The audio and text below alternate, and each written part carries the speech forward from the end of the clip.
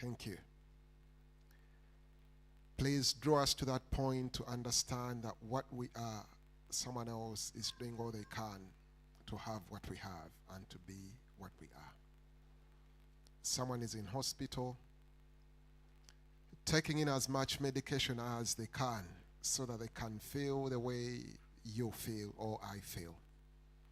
So thank you for keeping us alive. Thank you for the people around us. Thank you for this wonderful moment of interaction. We want to relax in your presence. We want to be casual in your presence. We have only one life to live. And let this day be a day that is going to be a day to remember. Let us learn from it. Let us unlearn from this day. And let us relearn. I'm very sure as everyone speaks, as we spend time together, there are going to be a few things we are going to learn. There are going to be a few things we need to unlearn. There are going to be a few things we need to relearn. So whatever category it is, Holy Spirit, come and guide us. When it is all said and done, we shall all be happier than we came in, and we shall give you all the glory that you deserve. In the precious name of our Lord Jesus Christ, I have prayed. Amen. We have traditional dancers in the house, not to say they're coming now, but I think I spoke to someone earlier that we're going to get that thing around your waist and you dance a bit. To those of you who are not from Uganda, please, when you're here, anyone who comes to speak, we need to understand that not everyone here is from Uganda. But if you're not from Uganda and you have come to be with us, it means a lot. It speaks a lot. It speaks a lot, because if some from Uganda haven't come and you from Uganda you've come, that speaks volumes. That registers. So you're very, very welcome. And we shall, if you come here to speak, be inclusive and make sure they also understand what you are saying. So I want to come off a pulpit we're going to sing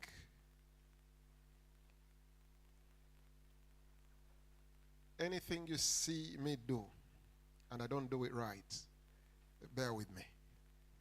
I'm more used to reading the Bible and teaching the word, but when it comes to at what point do they sing the national anthem, I may get it wrong. I don't know, but I'm open-minded to learn. When do they do this? When do they do that? But I'm so happy to introduce or to inform you that in our presence we have His Excellency, the Deputy Ambassador of the Republic of Uganda to United Kingdom and Ireland, Ambassador John Leonard Mogera is in the house.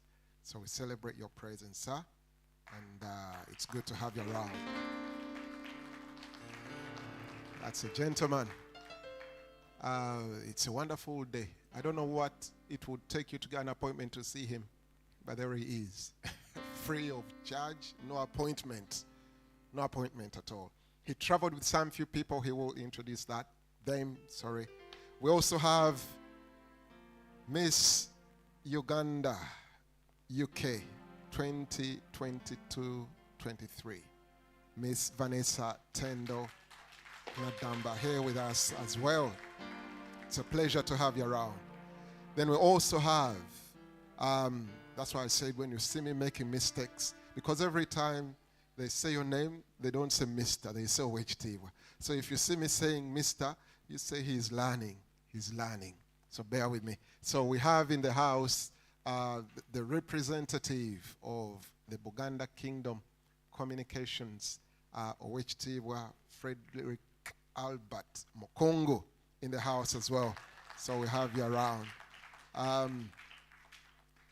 We also have, to some of you I've ever heard, some maybe you've never seen that clip, but I did an interview which I found myself very interesting. We have Abracadabra Media in the house as well. You are very, very welcome. So the voice you heard, if you listen to it, the man was interviewing me is that gentleman there. You're very welcome. And it was awesome, was it? And having seen her, please, we have those T-shirts. Can you make that T-shirt visible to everyone? We have a T-shirt there. It's got Alpha and Omega and Uganda flag are available for sale. And it will be good if you buy it. It will be good to buy it. So on my right-hand side, we have our Bishop Frederick Simbwa Kauma from all the way from London. Came yesterday. He's here with us. And those who've been in the church service, someone told me in the morning, please don't take this personal, but just take it as it is. That when we were growing up, on Sunday we used to go to church, and their parents used to tell them, "Atagenda ku church talia." If you don't go to church, no food. But trust me, those who didn't come to church in the morning, you'll have food. But that's how it was. If you don't go to church, no food. So you all had to go to church as a family. We had church in the morning. Some of you didn't come, but leave it as I've said it. Right, okay. So these are the men who've mentored me, who've pastored me from when I came to Christ. And Pastor Kim is in London, but Pastor Freddy is here with us. We also have a team of beautiful ladies. I only thought you're the beautiful person here. But when I look at these beautiful grandmothers, how were you when you're teens? If you're that beautiful at that age, do you have any pictures? Wow, I would love to see your pictures. You did beauty contests? Wonderful. You look so beautiful. But I'll leave Dr. Joshi to introduce you at his time. Then on the far right, on the second row, we have a wonderful man. I cannot finish when I start speaking about the roles that come, the connotations that come with his name are too many for me to mention. I need a pamphlet to read them. But Dr. Joshi is also with us. He's a deputy lieutenant representing the Lord Lieutenant and also the representative of King Charles III in West Yorkshire.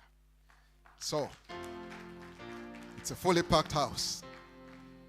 Don't miss this opportunity. So if you want to see King Charles,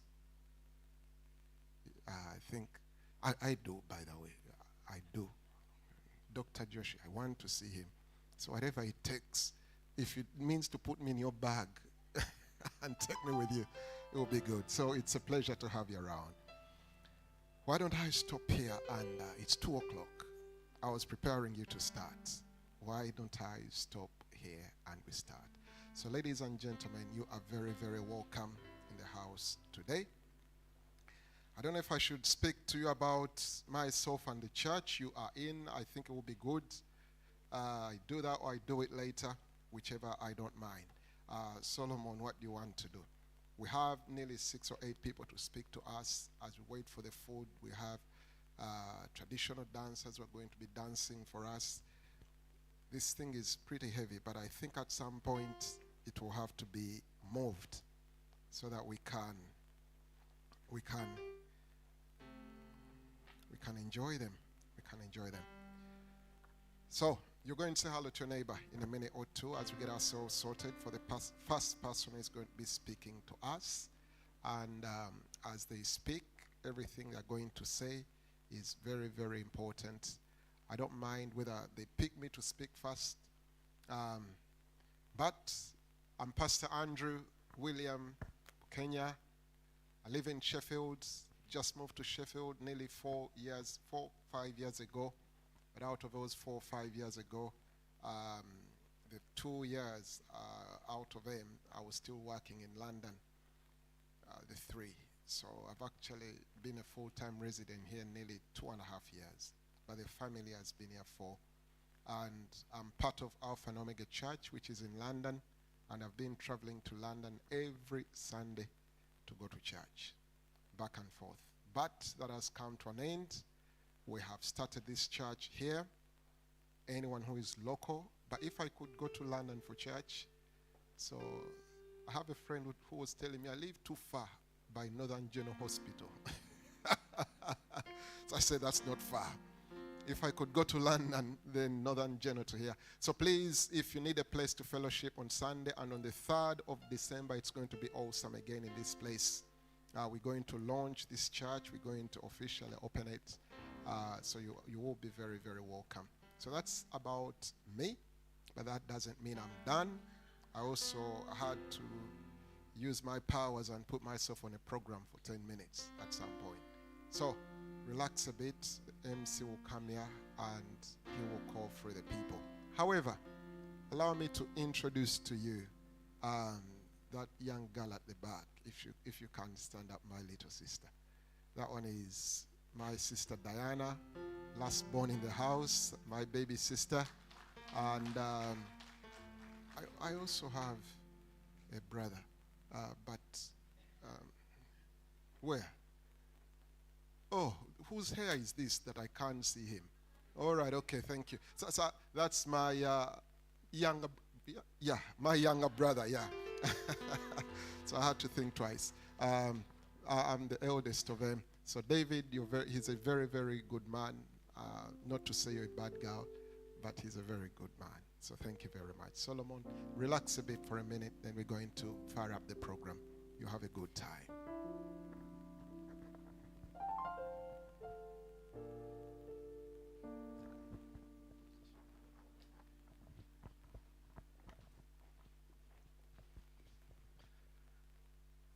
Okay, now you can relax.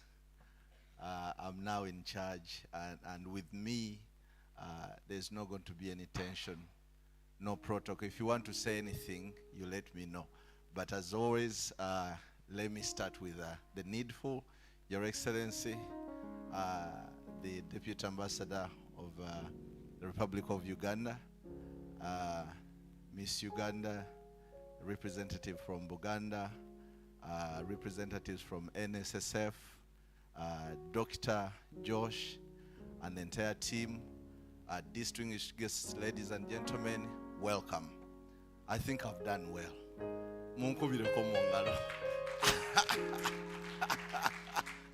I'll leave it there, because if the pastor was to be corrected, who am I not to be corrected? If I've got it wrong, I apologize. But at the end of the day, we are having fun as much as we can. Welcome to this event. Welcome to the celebration of Uganda independence. My name is Solomon Mwebia. And I'm a Muganda, and I'm English as well. And I don't know how that sounds, but people at home like to say, Ova Bungereza means, are you from the UK? And I tell them, of course.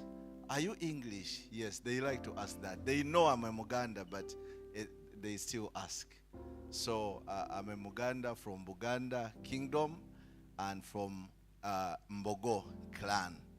And those who were in London, I want to remind you that for the 6th time, Mbogo clan has always won the games, the Buganda Kingdom games, and I ran 100 meters and won. So how good is that? So that at least covers my heritage back home. We are so glad to be here to celebrate this day.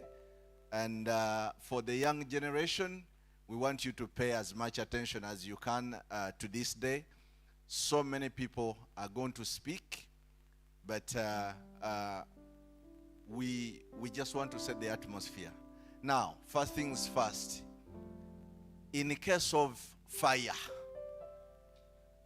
I don't want fire to come and they say, that guy, the short guy, didn't tell us. And I tell people at home that I'm a bit taller. They used to tell me I'm too dark, and I told them no. If you want to see someone who's dark, go further north, but I'm an albino where I come from. So the complex is, my complexion is quite good. So, in case of an emergency, if you see fire exit, those green things, they don't look like fire, but when fire comes over there, not fire of the Holy Ghost. You've had fire of the Holy Ghost already. So keep that one in your hearts. But I'm talking about the fire, the one you're used to. Fire exit over there, and where you came in, you just go outside in the car park. I now appoint that car park as a fire assembly.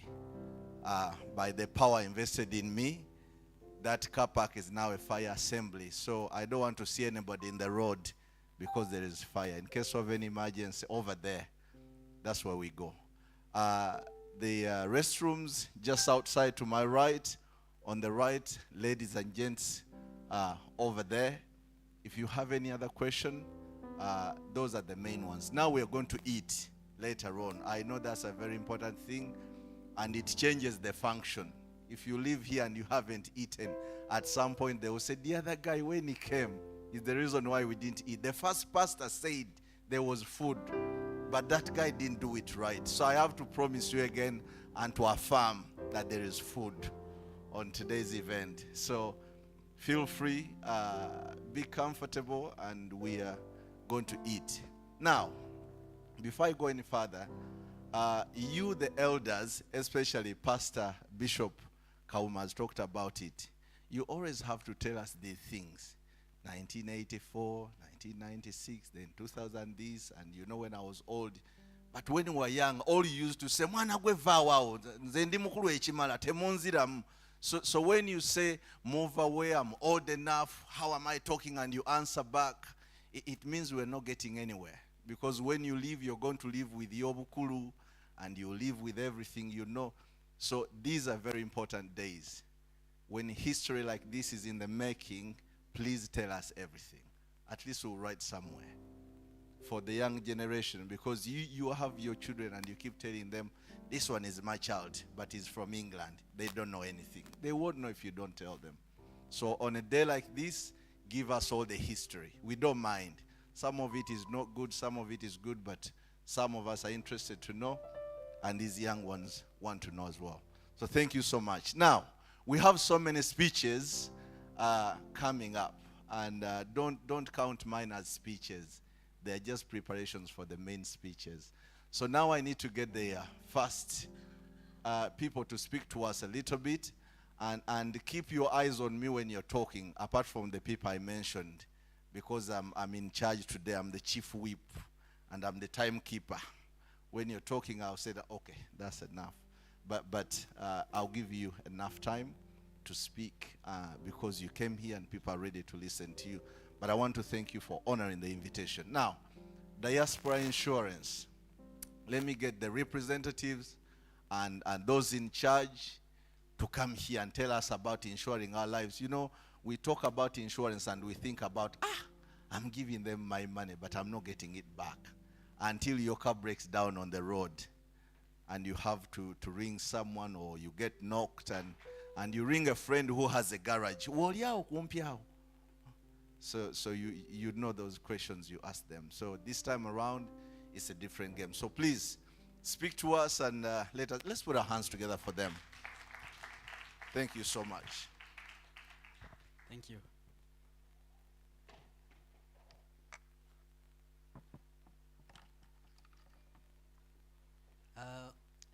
As the speaker was just saying that for the sake of time, I'm going to avoid the protocols.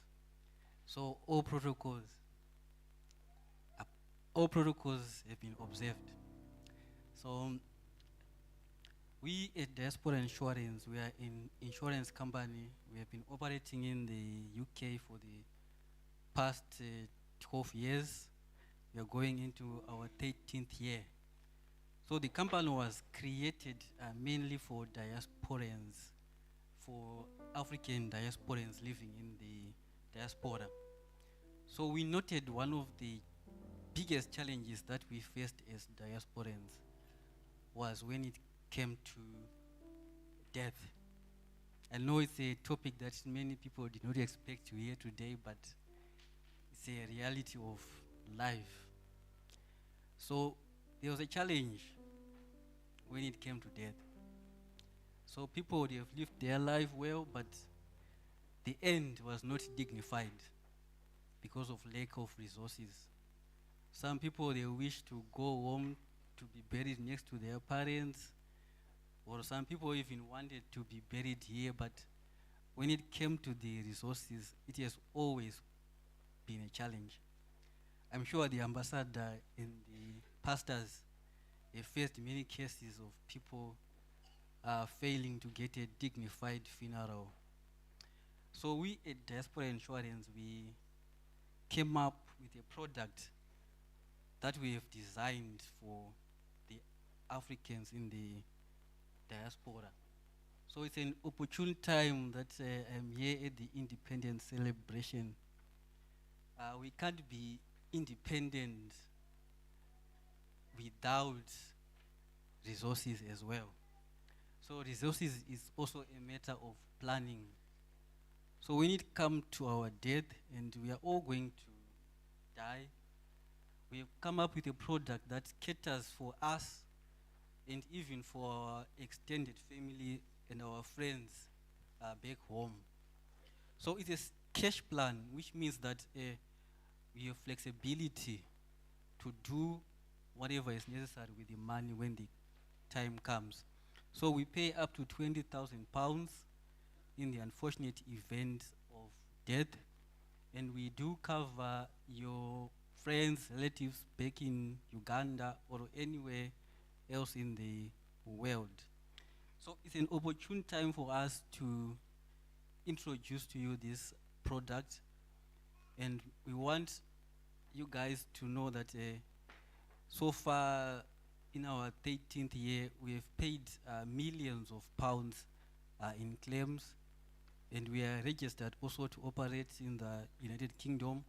So we are a registered organization, and you can be sure and be safe that your money is secure with us. So I was happy in the morning when the pastor was talking about David Livingstone. He talked about Joseph. There was no GoFund when Joseph died, and even when David Livingstone, because they had prepared for their death. So I just want to take us to Genesis 25, verses 9 to 10. That is when Abraham died. For us Christians, we say Abraham is our father. We say Abraham, in terms of faith, we can't compare to Abraham. But I just want to read from this verse. Now, this is after Abraham had passed on. His sons, Isaac and Ishmael, buried him in a cave of, forgive my pronunciation, of Machpelah near Manre, in the field of Ephron, son of Zoar, the Hittite. The field Abraham had bought from the Hittites. There Abraham was buried with his wife Sarah. Abraham, the father of faith, prepared for his death. He bought land where he was buried with his wife. So it's up to us as well to prepare even for our own death. So let's take the diaspora insurance cash plan. We are, as they say, we are the last people to let you down. We literally have to bury you. So we are letting you down. So guys, I just want to encourage you. We have our stand at the back there. You give us your details, your name, and your phone numbers. You are not getting the insurance, but we are going to call you, and then we are going to explain how it operates. And if you are happy and you think it's something that is good for you, we are there to assist you and ensure that at the end you have a dignified burial. Thank you very much.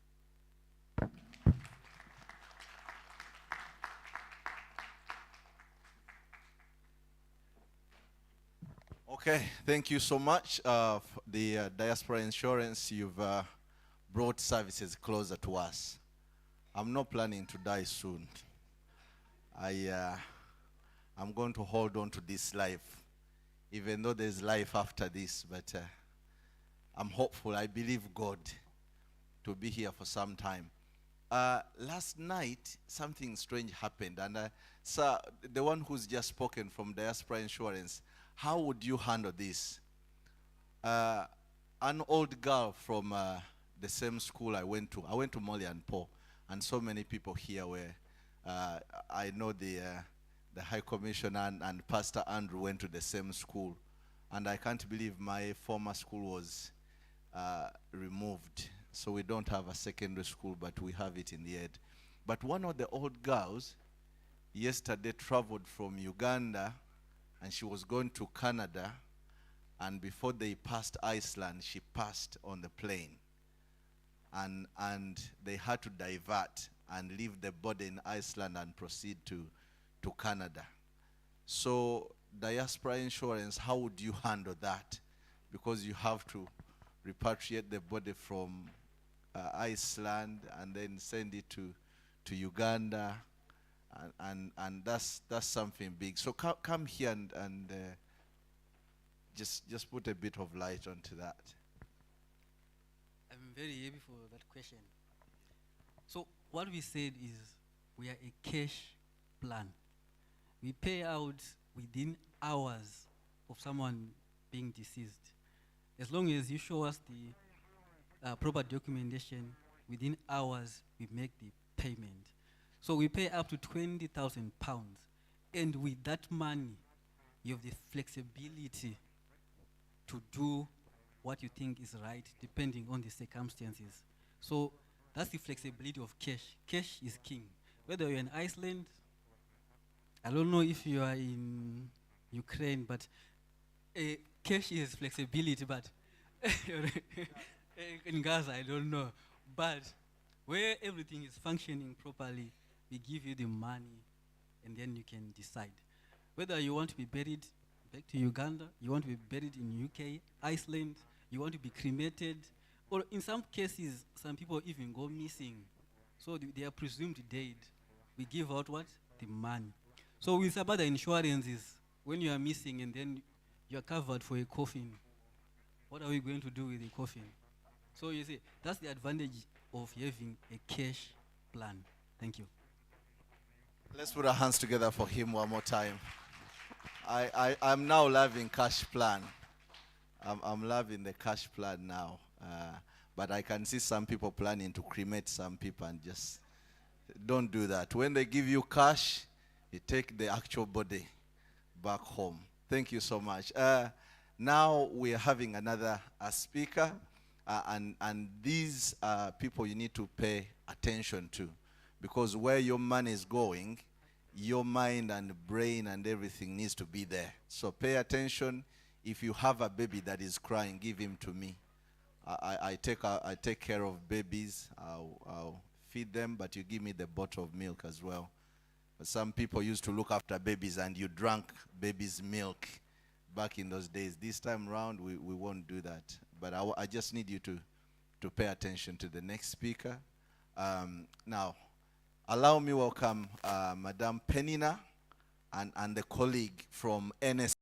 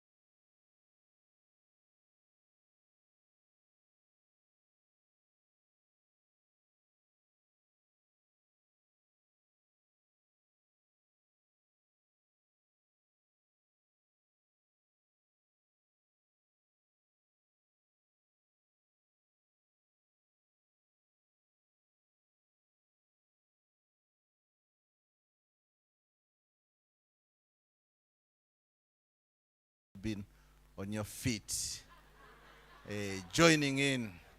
And let me request Aunt Sarah to stand up. That's my mom over there. She raised me when I came here. And she became my mom, but we were dancing together, so it was between son and mom. And we had to see who is better, but I had to slow down because I had to eat when I get home. Okay, let's put our hands together for Pastor Andrew. Pastor Andrew, please come over here.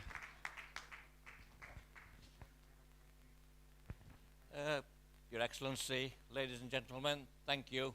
You can see I'm not the pastor. I'm not the pastor. Abarigane. Muzuri sana? Thank you. Just a really brief background about myself. I'm born in Uganda, in Hoima, attended Hoima Public School. Anybody from Hoima Public School? Nobody from Bunyoro? Not even Madam Daisy? No. After coming to the UK in 1972, you all know Mr. Idi Amin. Yeah. Bless him. I went back in 2007 with my family. The reason for a long wait was I wanted my younger daughter to be old enough to go back. I was really, really disappointed with the school I attended as a child. Really disappointed, the state of the school. So I made a pledge that I will do whatever I can to support my old school. And thank you. Then the headmaster was Patrick. Now it's Madam Harriet Burungi. I speak to her once, twice a week. I speak to the mayor of Hoima once, twice a week. The previous mayor now is in the government of Uganda. Madam Mugase, if you've met her or heard of her. And also I speak to Mr. Jaffer Kapasi on a regular basis. Between us, we've managed to raise, through friends and family and few fundraising events, to support the school. Over the years, we've done numerous things, as recent as 2-3 weeks ago, where we purchased some sports kits for the children to wear. When I was there, the population of the school was 200. Now it's 1,760 children in the school. The reason I know this because I was there in June this year, and we were there in Hoima for 4 days. The population of Uganda was 10 million when I was there in 1972. Now it's, I believe, it's 46+ million. So you can appreciate Uganda has grown. Uganda has lots of challenges. We really, really do need to root out the corruption. We really do. We can do what we can from the UK, but the Ugandans need to do something about the corruption. We've not got a website for the charity, but if anybody want any more details, please come and see me. I'll give you my email address, and then we can speak. Thank you. Thank you for your time.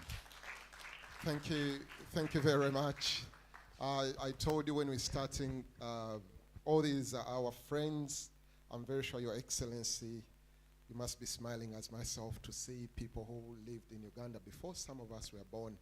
And he's in Sheffield, based in Sheffield, and I'm very sure we are really building good capacity and networking, which is among the four, what did you call them? 4 pillars, whatever you call them.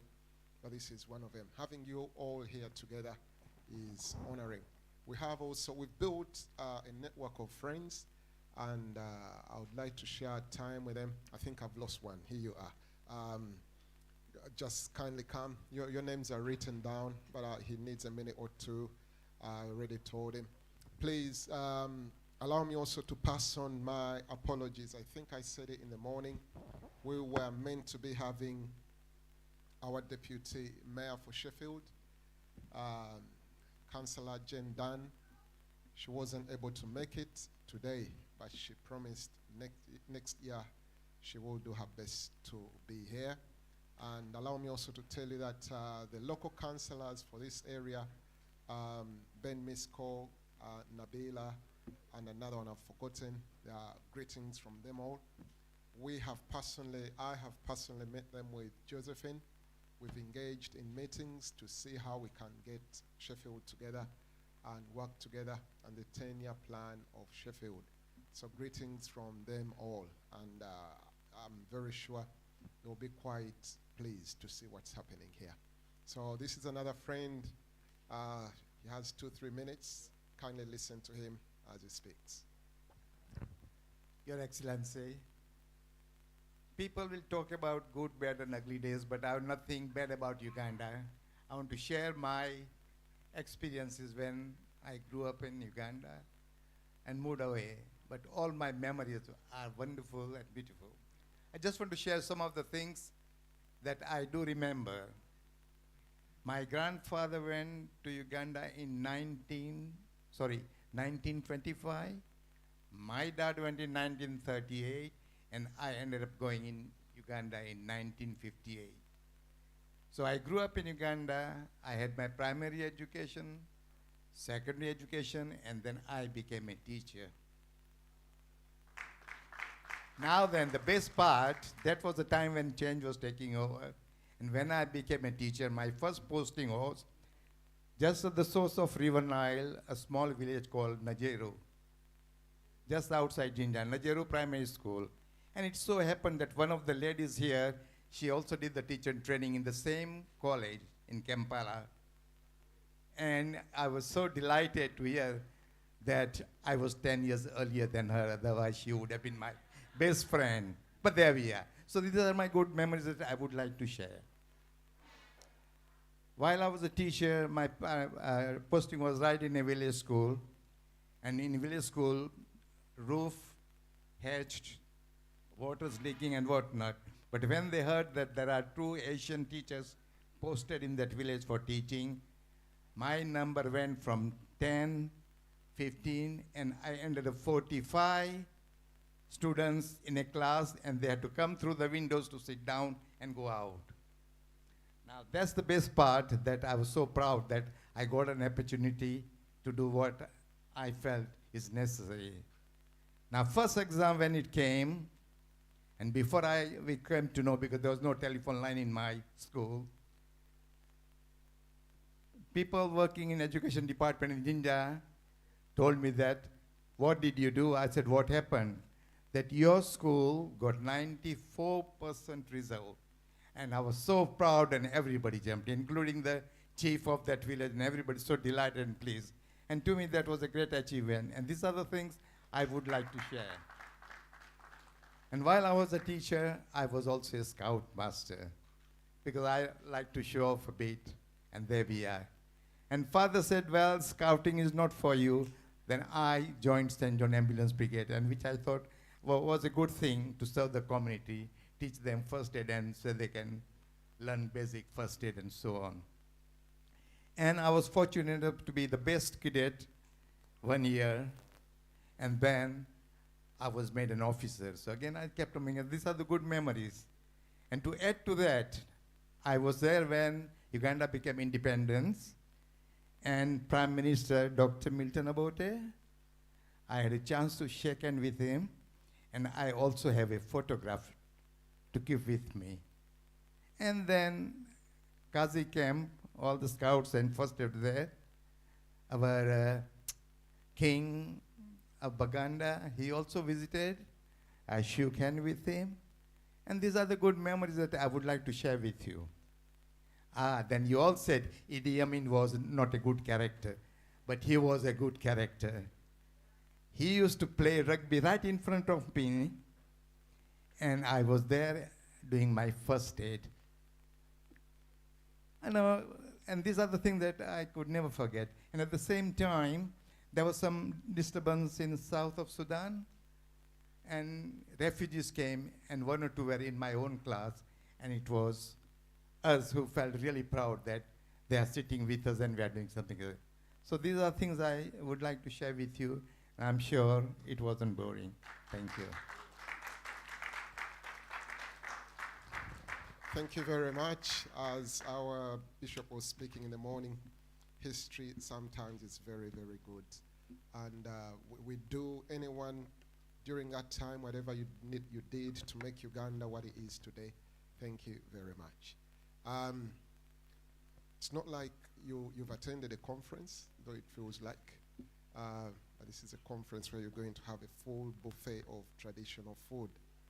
We have 4 speakers that I would really love you to listen to. And only if the caterers say otherwise, I would love this to be out of the way. So we have food so that we don't stop you in between food to listen again. So when it's time for food, you can freely eat your food. Does it make sense? So kindly bear with me. Let's officially, I know I was trying to walk away from that. Kindly bear with me. Let's get this done. Accord His Excellency the time he needs. Accord the kingdom representatives and our pastor as well. And also make sure you don't miss a blessing. And please, when you go to get food, food is already paid for. So don't think twice. Am I going to be charged if I ask for fill the plate? God pay the bill. God pay the bill. Bill is already paid for. I'll start off myself as I'll tell you a bit about where you are, what we intend to do. Then we will move into, then at that particular point, we'll have Vanessa here, then the kingdom representative, then we have 2 kingdom representatives. We have a kingdom representative from Uganda, and we also have a kingdom representative for King Charles III in West Yorkshire. So he is within our midst. I'm representing the King of Kings and the Lord of Lords. So I'll start. Alpha and Omega Ministries, as you see behind here. I'll tell you a bit of background of myself, the person standing in front of you, Pastor Andrew William Okenya. Only moved to Sheffield just about 5 years, like I said.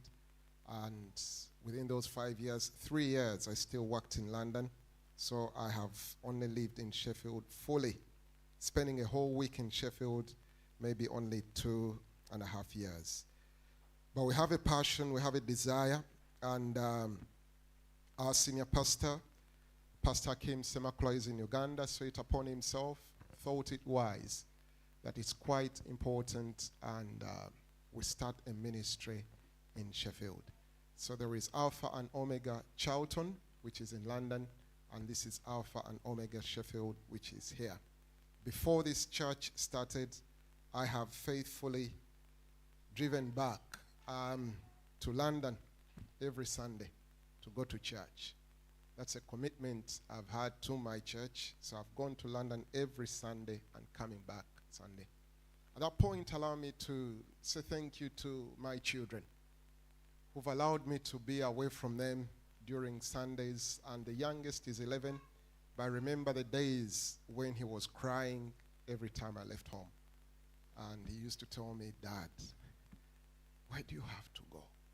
But little did he know that sometimes God is preparing us for great things.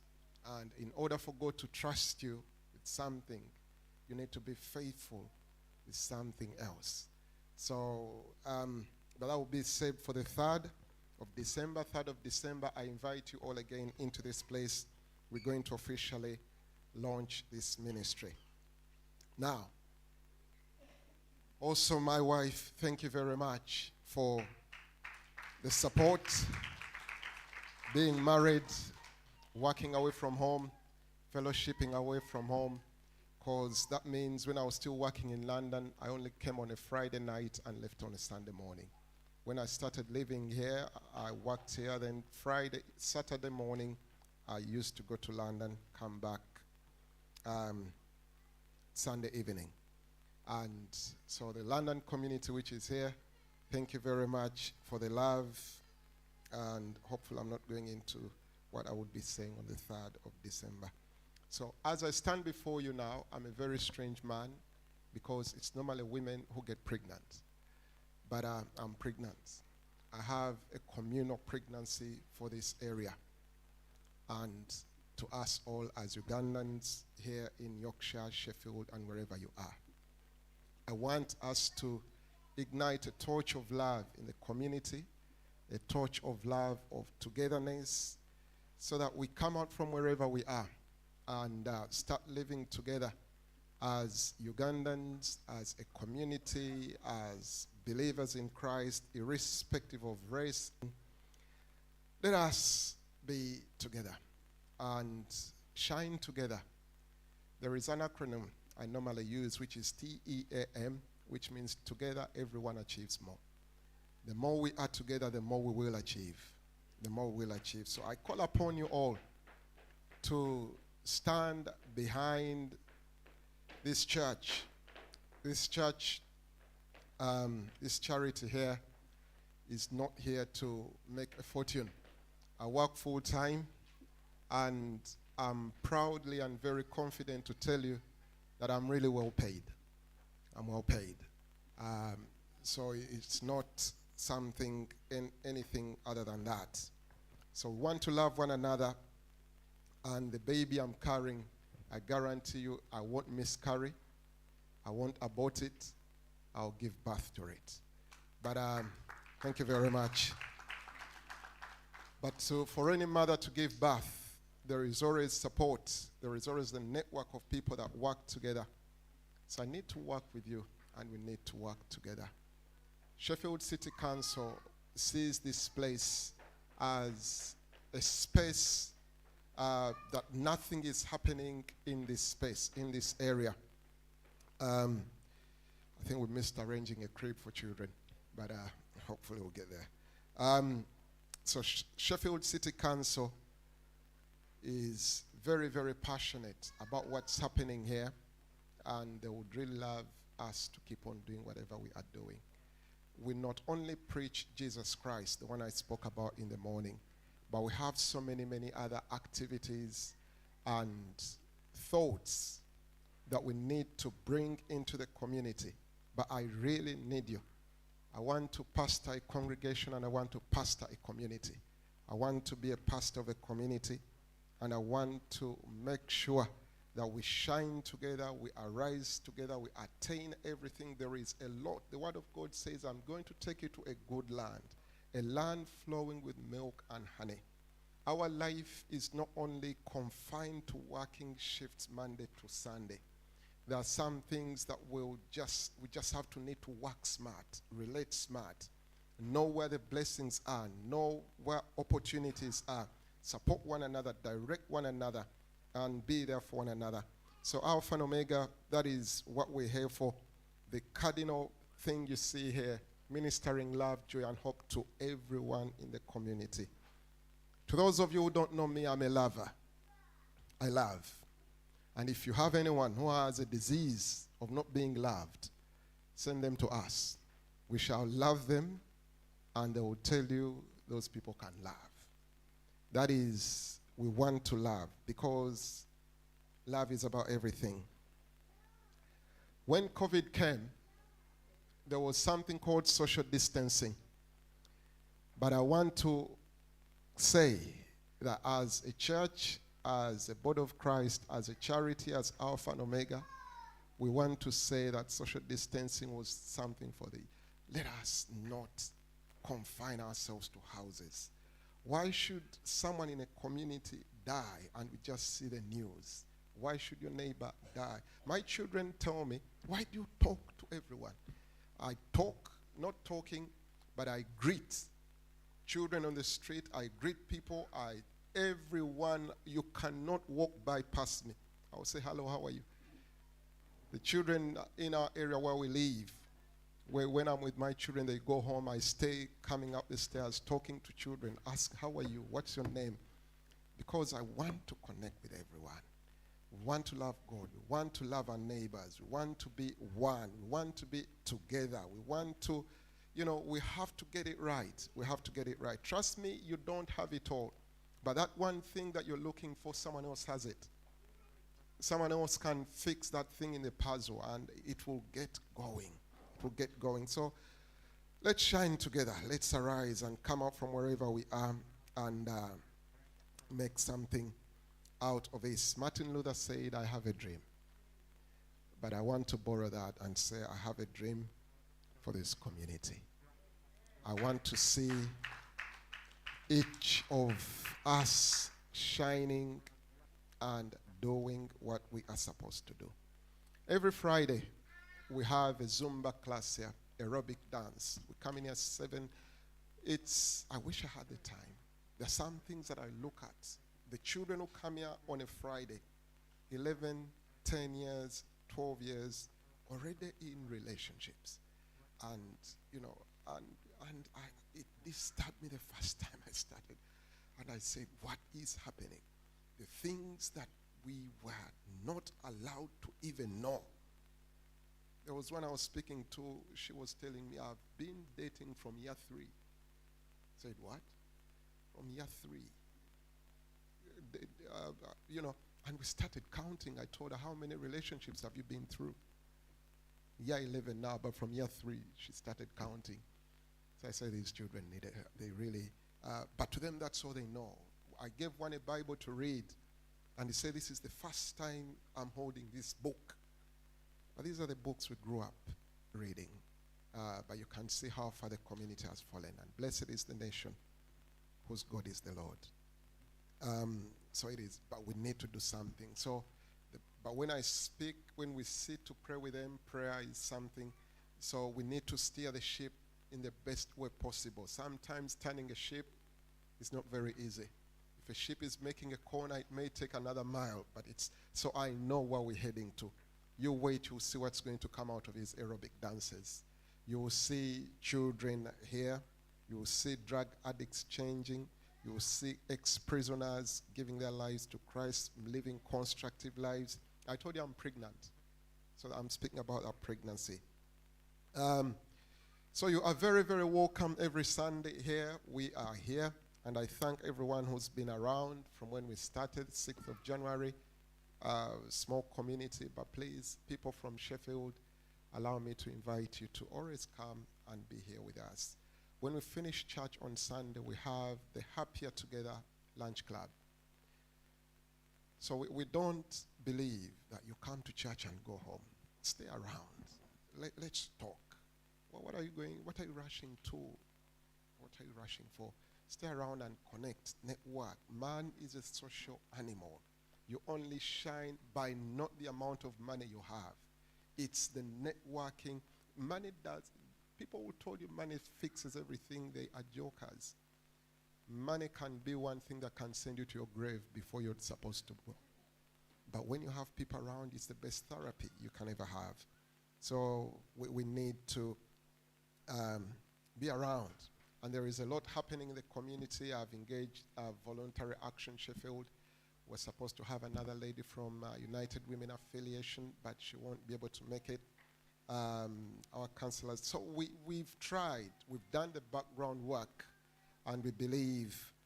So as I leave this place here, Christmas, we are hoping to stage a very wonderful Christmas carol service in this place.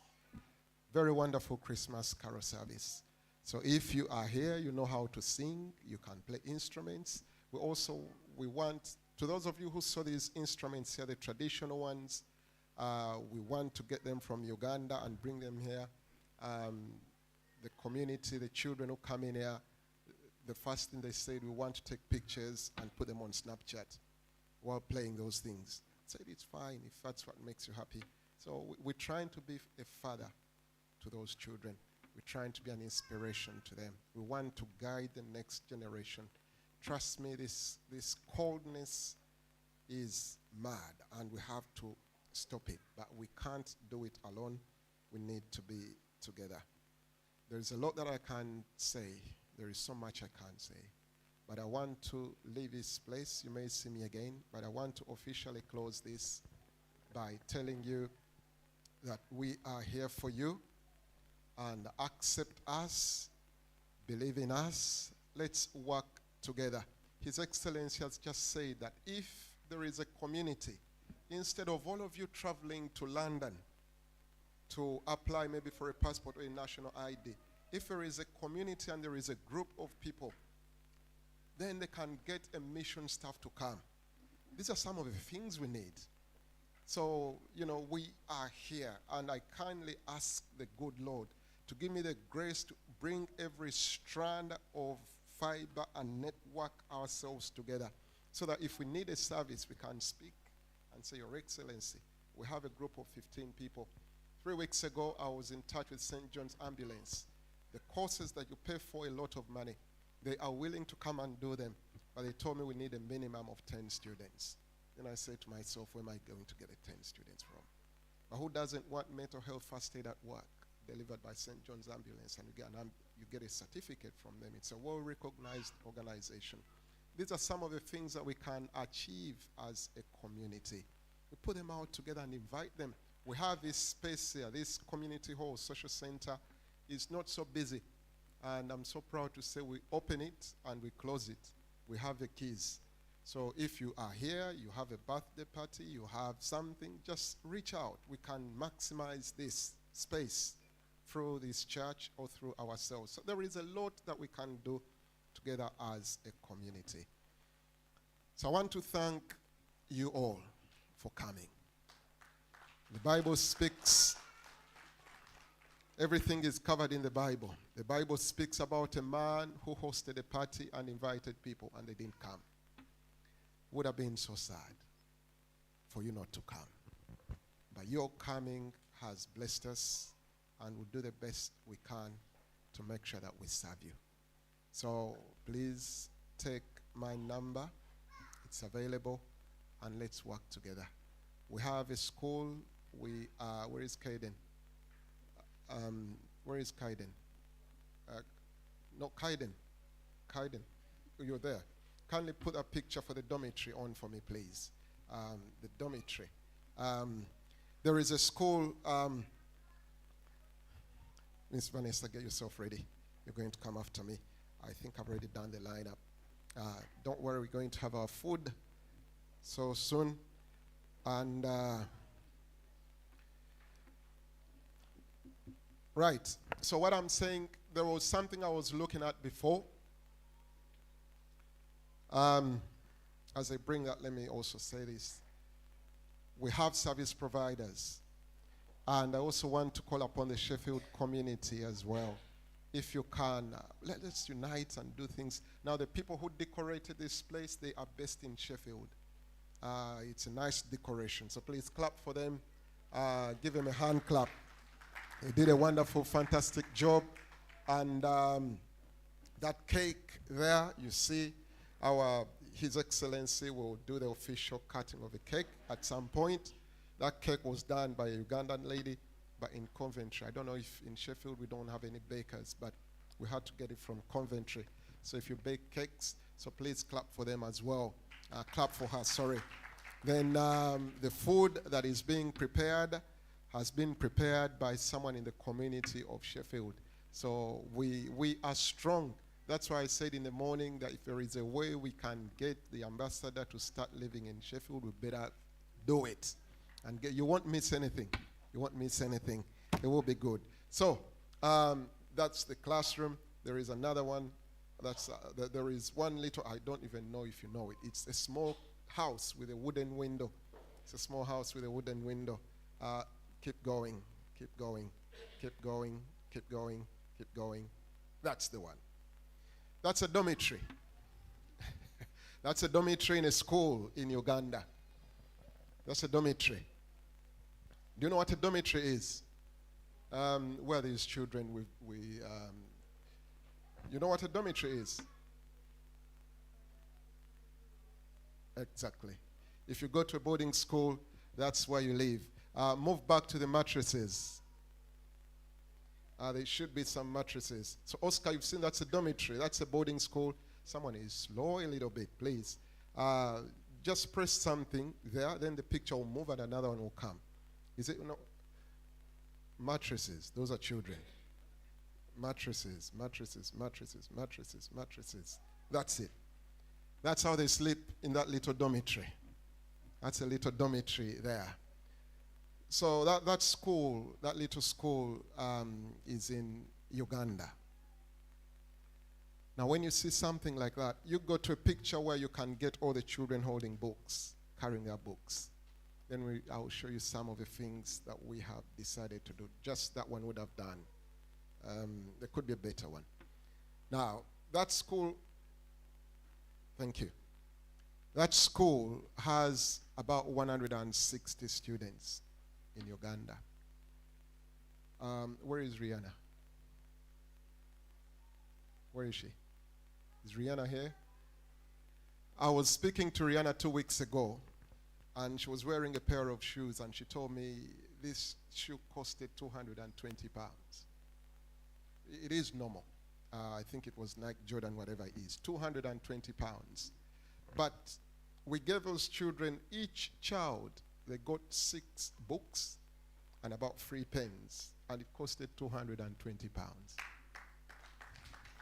So someone is wearing a pair of shoes, and someone is blessing the whole school with the same amount of money.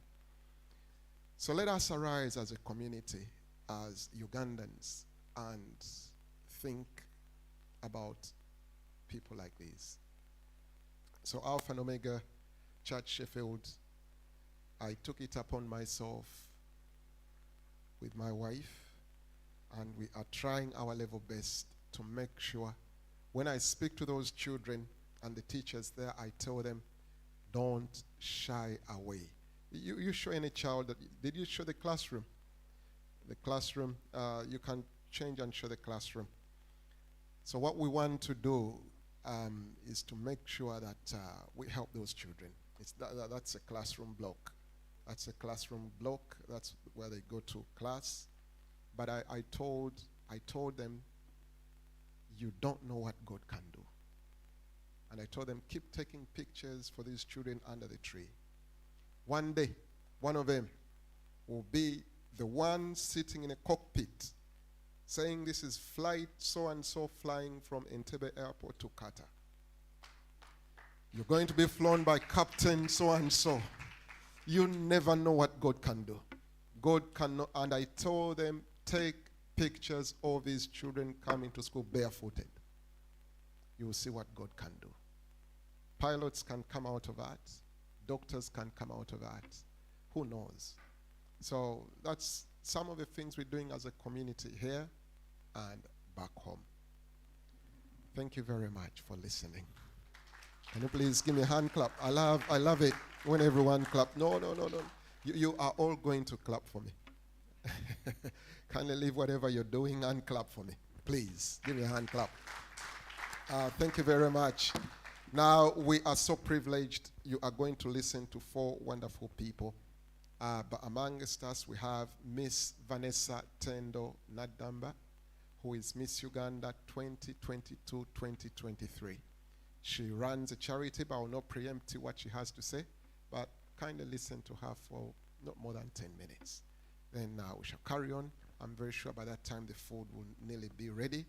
And when our bishop blesses us, eat, relax, interact. And if you have any question, we are here. Let's join our hands together and welcome Miss Vanessa Tendo to come and speak to us briefly. Thank you very much.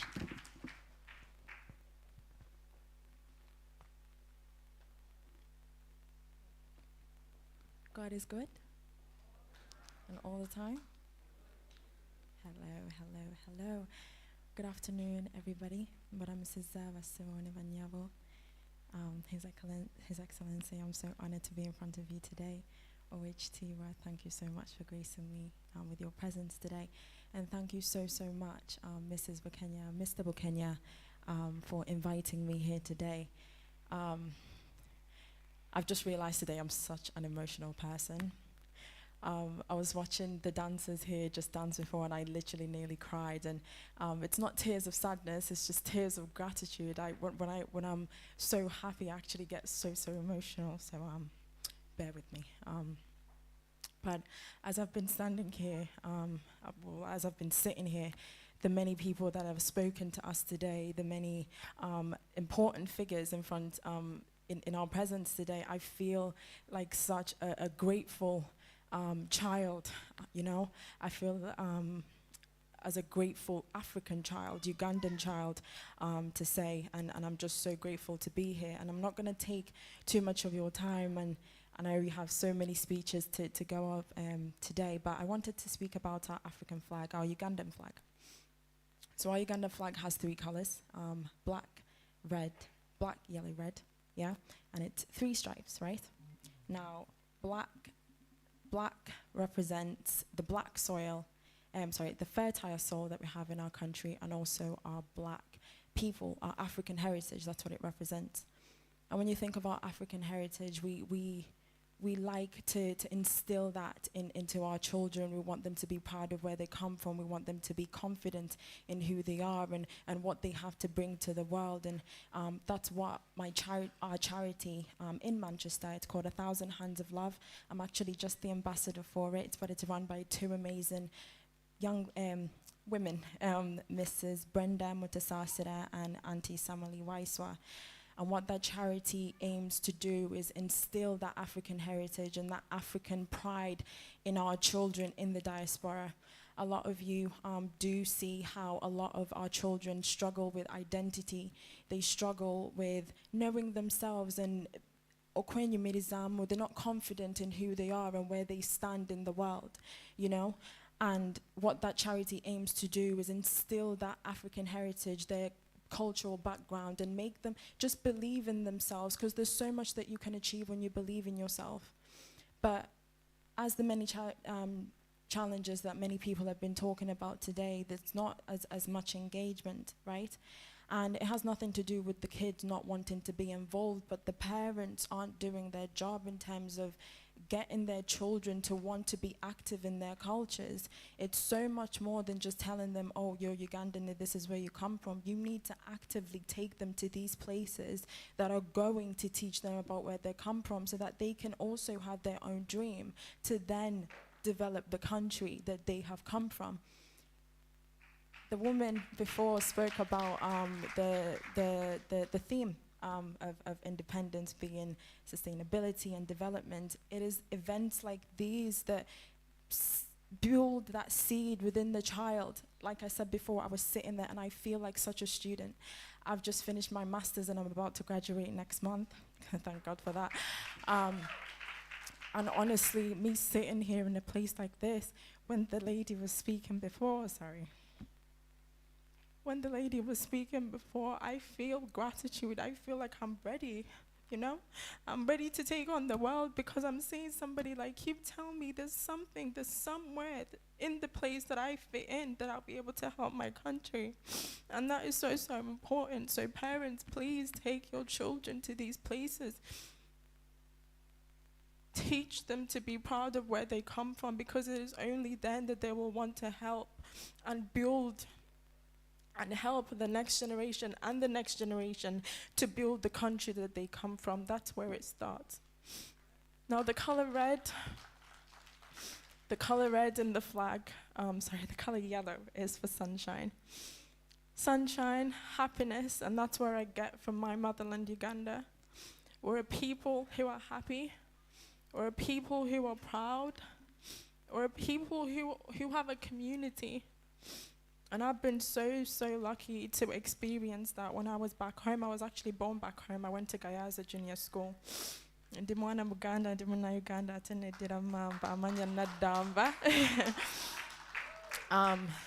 I came here. And there's something so different that you get back home that you don't get here. And I'm not saying there's no community here in the UK, because there is. But there's something different that you get from back home that you just can't get nowhere else. And I have this thing, every once in a while I get a smell of back home, and it's literally so short. It comes and then it goes, and I'm like, no, come back. Because it's just like, oh my God, like that's home. And that's what Uganda is. And when I saw the dances here, I think that's why I got emotional, because it reminds me so much of back home, the joy, the just being so happy to be alive. And I know we're classed as a third world country, but we're so happy. We bring so much joy to our country. And I know there's a lot of children, you have social media here. I know Uganda's very popular these days for the dancers, the Ugandan dancers, the ghetto kids. We've got so many groups of that. And that is the joy that we have to bring to the world. And we're getting there with development as well. Now, the color red is about brotherhood and sisterhood and that community. Again, that's what it represents in our flag. And I just wanted to, that brotherhood that we have as a country. Now, I did my campaign when I was Miss Uganda UK. My campaign was about soft skills. Now, soft skills are these attributes, right? The attributes that help you get a job done. Now, when we go to school, and I know in education in Uganda, we talk about science, we talk about maths, we talk about technology. These are the things that are going to get you out in the world. And of course, they're important. Stay in school. They're important. However, we don't shed enough light on the soft skills. Now, the soft skills are actually what builds that bridge to actually get you where you need to go. Because when you think of when you get in the job, everybody's qualified. When you apply for that job, everybody's qualified. And what is it that you're going to bring to that job that's going to put you above everybody else? The lovely lady here was talking about customer service, the customer service issue that we're experiencing at the commission office. Customer service is a soft skill. It's a soft skill. But we do not concentrate on these small things that actually build up the bigger picture. It's a little habit that you work on every day that is going to get you where you need to be. Customer services, how are you treating those people that you meet every day, even if you don't know them? How are you greeting them? How did you turn up at that job? Are you dressed well? Presentation skills, that's a soft skill. Are you dressed well? Do you know what you're talking about to somebody who you're talking to? Critical thinking, time management, all of these. And I know we don't concentrate in them in soft skills, but I guess what I want to leave with the young children today, the maths, the English, the science is important, but the soft skills are important, especially time management. I was speaking about this. I actually lost a job due to that. Now, I'd never seen the importance of time management. Not to say I didn't think it was important, but my mum, from such a young age, was like, Vanessa, get somewhere on time, get this way on time, get this way on time. And I love dressing up and stuff like that. And of course, it's important. It's always been in me. But I never really understood the importance of that until I actually experienced the loss of that job. And it wasn't even just the loss of the job, but when you get somewhere on time, you prepare adequately. When you prepare for whatever you're saying, you can actually contribute to the session adequately. You can impact the people who have come to listen to you properly. So from that little one soft skill, you're doing so much more, but you're doing it subconsciously, right? And I guess what I'm trying to get with the whole brotherhood, with the sense of community, it is the compassion, it is the empathy that you need to have within yourself to be able to help your community. It is that brotherhood when you have it at heart. You're not only just helping those around you, but you're helping everybody else that's coming after you. Mr. Kenya has a dream for Sheffield. It is his soft skill, empathy, that is making that a reality. It was my soft skill, empathy, the love for my country that put me in the position that I am in today to be Miss Uganda, to want to go home and advocate for the education that I want to advocate for. And I guess before I finish here, because I get emotional, I don't want to ruin this for everybody, but I guess the message I want you all to take away today is, what soft skill are you doing that's growing you? Not only yourself, but what soft skill are you doing that's growing somebody else who is attached to you? The theme for independence is sustainability. It's about self-sufficientness and stuff like that. It is those soft skills that are going to bring that independence out of you. It is that soft skill that's going to give you the freedom, the independence to touch lives, to grow your nation. And I want you to concentrate on that, and I want you to think of that. And thank you so, so much for listening to me. I won't keep you for too long, but thank you. Thank you so much. Thank you. We can do better than that. Come on, let's put our hands together for her. Beko mungalo. Tumupigie makofi. Aha. Tumupigie makofi. Thank you so much. I'm back, by the way. I'm back. It's been a while. You haven't seen me for a while, so please put your hands together for me. It's good to be in charge. When you're here, you tell people to do that, and they do. But leave here and go back and say, can you please put your hands together? They will be mad. But anyways, it's good to be back, and I want to exercise those soft skills as well. And I think I'm practicing and I'm doing better. Because when I communicate to you now, you understand what I'm saying. By the way, I'm a Salongo, and Salongo means I'm a twin father, or I have twins. So my twins live strictly on my rules, because I know what is better for them. I know here they always say, "Abana mubaleke." They have their rights, but I know what is good for them, and trust me, they are doing well. But if I keep leaving them to exercise their rights, it will be a different story. So, Salongo mukubire komongalo. You know, later, years back when I was growing up, the Salongos used to be big men, and they wear kanzus, and they sit on mwasa jute on those small chairs, and we used to say, "Ogenda wa Salongo, are you going to Salongo's home?" So but today I'm the Salongo, so things changed, eh? Maybe it's internet or everything is, I don't know, but we are here now.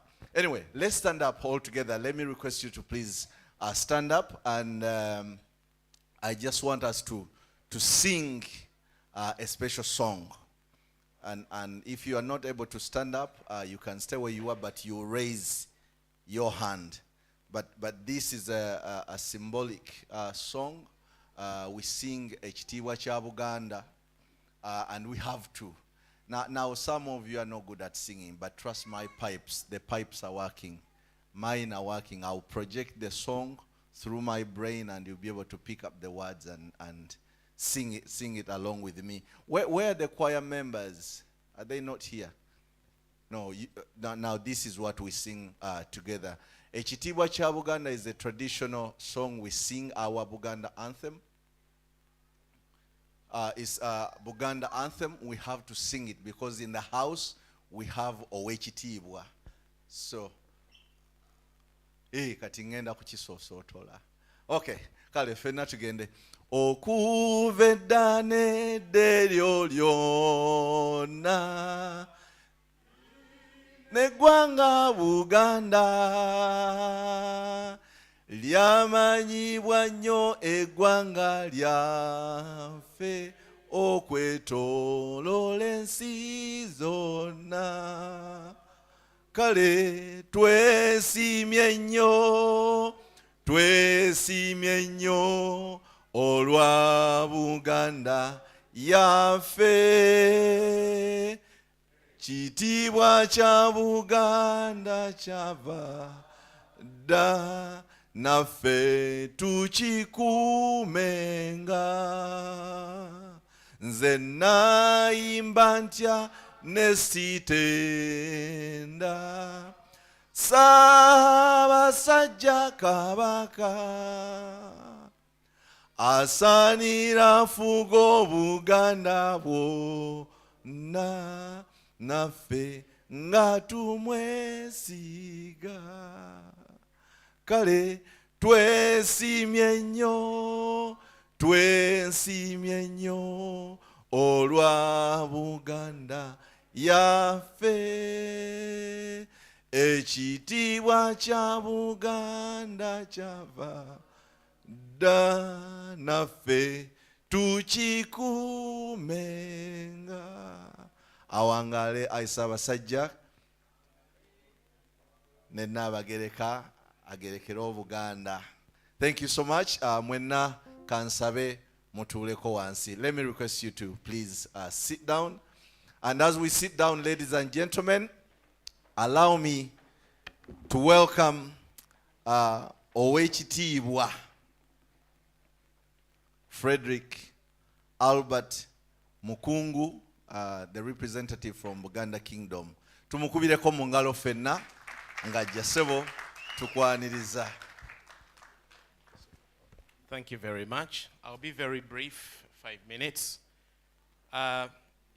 Yes, you've got dinner to have dinner. Together we are stronger. Honorable Deputy Commissioner to Uganda, to the UK, Ambassador John Leonard Mogera, Dr. Manoj, the representative to His Majesty King Charles of UK, Pastor Andrew and Josephine Bukenya, Pastor Frederick Kauma, Vanessa Tendo, Nadamba Miss Uganda 2023. Ladies and gentlemen, protocol observed. My name is Frederick Albert Mukungu, and I'm representing the Buganda Kingdom here. I live in the UK, just down in Derbyshire, so I'm not traveling from Uganda. Why is Buganda Kingdom part of this process? And you'll excuse me, I'll speak English because of the multidisciplinary or the diversity we have here.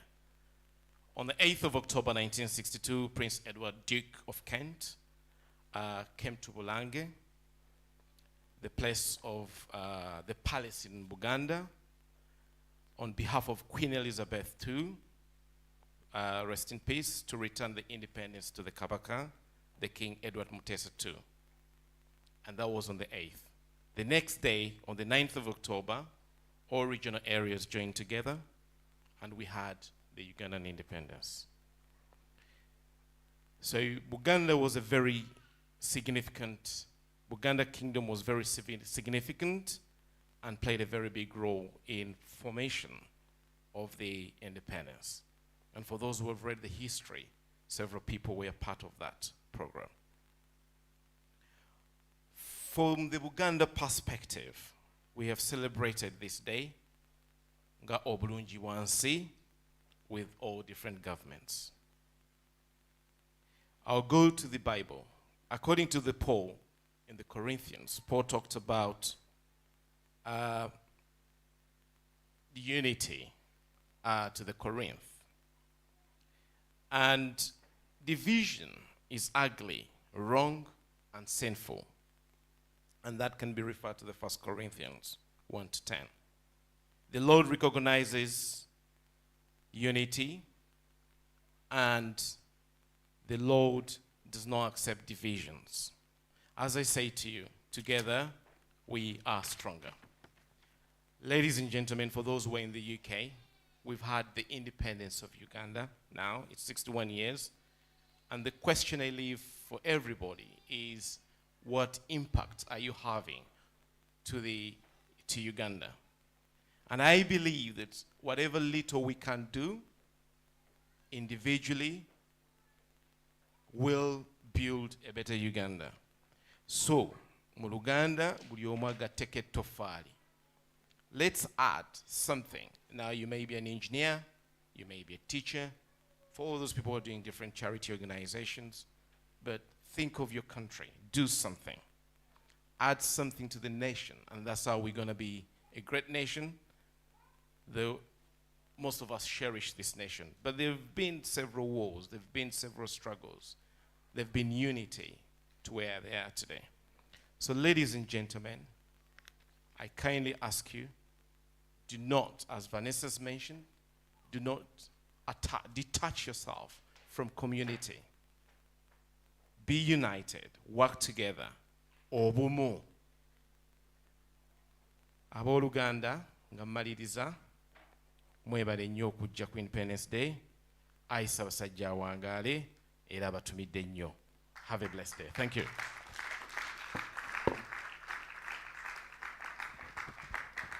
Thank you so much. Sebo tweyanziza tweyanzege.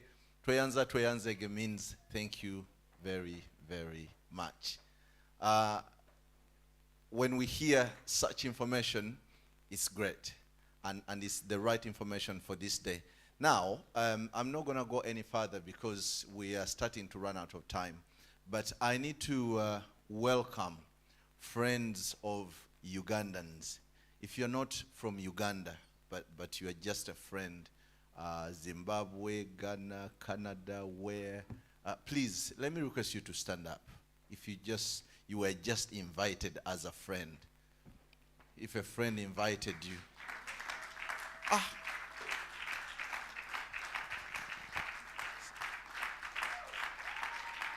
Okay, wait. Guys, we do these things better. Tukuba kalulu, we make noise. Kalulu, the traditional one, the authentic one. So I need to hear someone who gives me that. Okay, 1, 2, 3, go. It's down this side. Okay, let me have one from this side.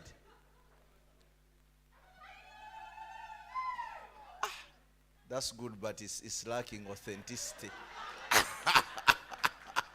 It's lacking authenticity, but it's good. Now, ladies and gentlemen, those who are standing up, all that is to invite you and to welcome you. And that's the joy we have when we see you as friends of Ugandans. Now, make sure you learn the language because it's very, very simple. Just Uganda the country, Buganda the kingdom, Baganda the people, Uganda the language. Simple things. Very, very simple things. We don't complicate it. That is something you can pick up in seconds. What did I say? That's it. Buganda the people. Okay. Just a quick one. Your name and who invited you. Check. Hi, my name's Abigail. Who invited me? Pastor Josephine. She invited me and her family. I am originally Rwandan and Nigerian, but mani Uganda. See, that's what I'm talking about. Amanyi chichi, Luganza.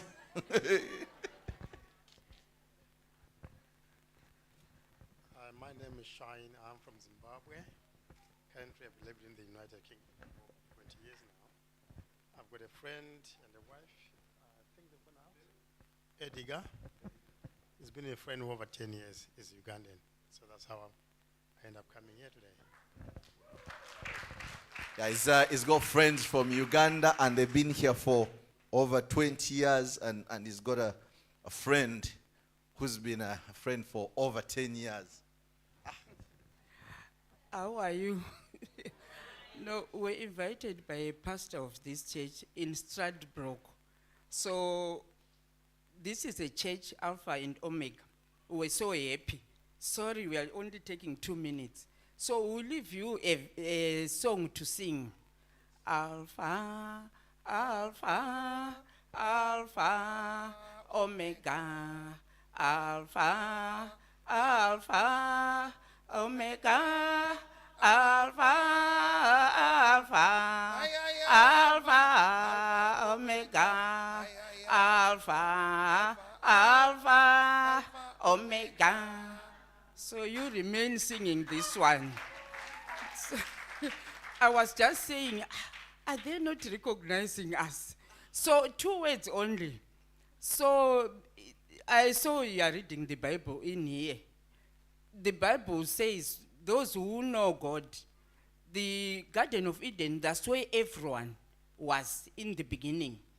Everyone came from Adam and Eve. So we are all Africa, whether we are white or black or Asian or Chinese.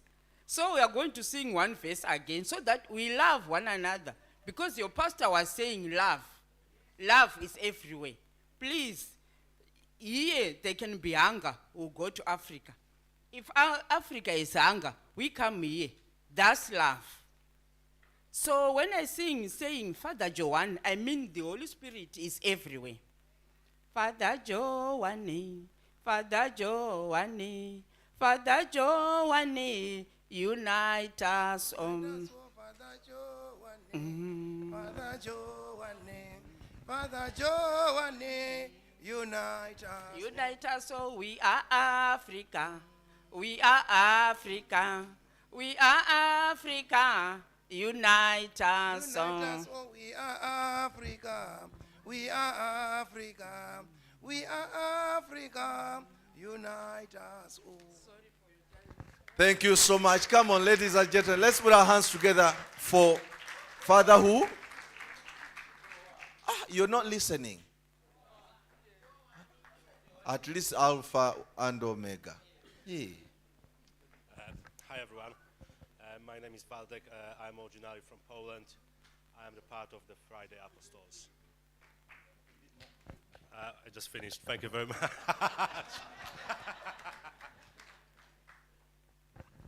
My name is Ruth Burgess. I'm invited by my daughter and a friend, Elizabeth. Yeah.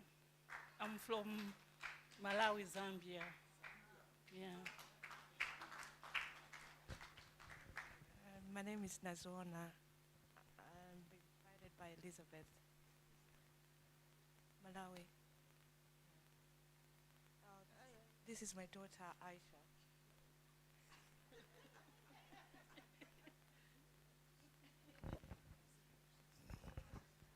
Joy unto you. Joy unto you. Hallelujah. I am Reverend Isaiah from Friday Apostle. I was invited by the pastor in this house when we met at a meeting which we met. So I'm very happy about this gathering of Africa. I don't see Uganda, I see Africa. So my message is, we are Africans. We should not forget Africa. My message says, in Africa we use different currencies, which is not good. If you go to Europe, they use euros. If you go to America, they use US. Now we in Africa, we're using US. Why can't we have currency in Africa? Which we can just use so that we can just move around and do our products in Africa. So the unity starts here. It doesn't start in Uganda. Because in Uganda, you are only Ugandans gathered together. My next door is a Nigerian. The other next door is a Ugandan. We should unite as Africa because we are Africa. And raise up Africa. Africa is a great continent. All minerals are in Africa. Everything is in Africa. These European countries, they inherit from Africa. So we are here to be educated so that we can uplift ourselves. Please, my brothers and sisters, we are Africa. Let us unite. Thank you. Thank you very much. If I left you and I didn't mention your name, please raise your hand. Liz. Anang. Liz. Since childhood, she's been doing that to me. But, you know, when you're abused men, we keep it. Look at that. I'm being abused all the time. Even when I talk, she answers. But I love you, Liz. Thank you for coming. Now, having people like you here brings joy. And Ugandans in Sheffield, Ugandan community, please stand up where you are. If you're from Sheffield, those who live here, Ugandans, now it doesn't matter if you're white or black, but you're Ugandan and you live in Sheffield. And you can stand up, even if you, whether you moved or disappeared. Chantel, stand up. And we have a few more. So, Your Excellency, this is the team. These people invited us here. And we thank you so much for coming. Let me just use 1 minute, because we don't know who you are, but we would like to know who you are. Just a name and... Okay. What do you want from me? My name, just my name. Okay. My name is Anne Kabungai Singoma. I think you already said my name. I live in Sheffield. I've lived here for about 25 years. And we're happy to see you. My name's Enoch. I've been in Sheffield for over 26 years. I'm happy to see you guys. My name is Isela Barlow, and I also live in Sheffield. I've already introduced myself. My name's Samsudin. I've been here for over 50 years. 50 years. Thank you so much. My name is Joshua Mweshigwa. I live in Sheffield. This is my uncle. He gave me a wife. My name is Prosper, and I live here with my dad, Joshua Segwa. My name is Elizabeth, and I've lived in Sheffield for 10 years now.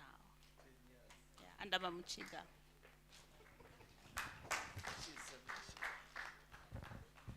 My name is Jennifer Kwikiriza. I live in Sheffield, and I've been here for 20 years. My name is Bessie Wasaka Msoke, and these are my two daughters, and we've lived here 30 years. She said everything. My name is Vivian, and my mom's just said everything, so thank you very much. And my name's Julia, and my mom's mentioned that we've lived here about 30 years, so thank you.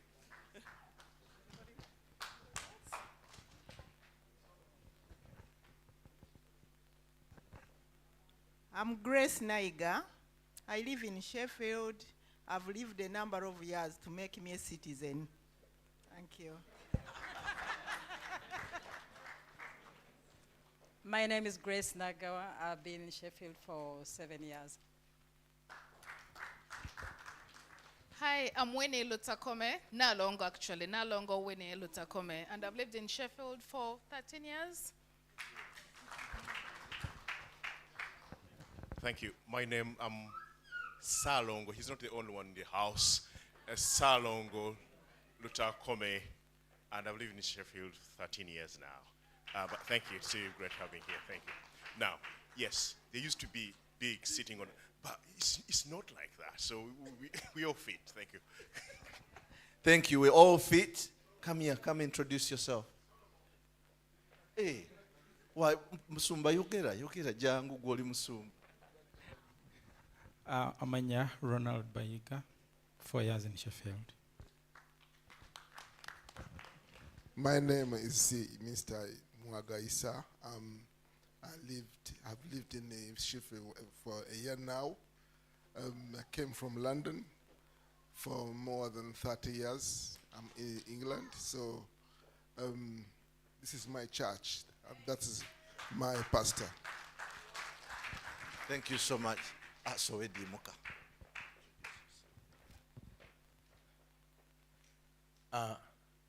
My name is Sowedi Masava. I'm the man coming from where life begins in eastern Uganda. I don't know whether there are any Asian brothers and sisters who have lived in the east. Mbale, you know Mbale? Yes.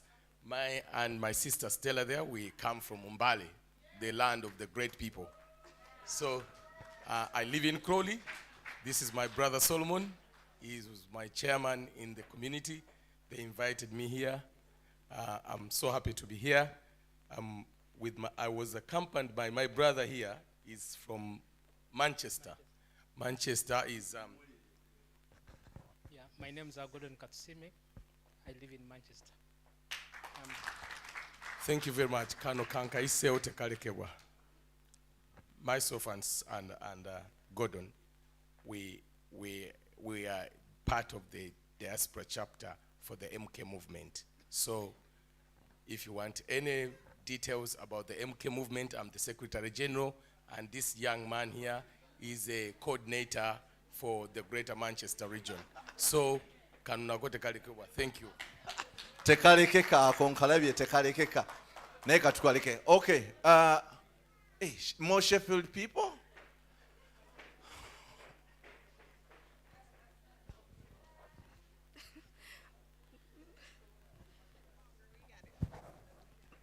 My name's Naraya. My name's Naraya Buchanan. Nalubega Buchanan. And that's my dad and that's my mom. Okay, see, that's what happens when your mom and dad are the pastors of the church. You don't know whether to say it right or pray before you say it, but yeah, there are so many people around. At least you've seen what happens in the community. We have so many people around this community, and please, let me request you to keep coming to this community.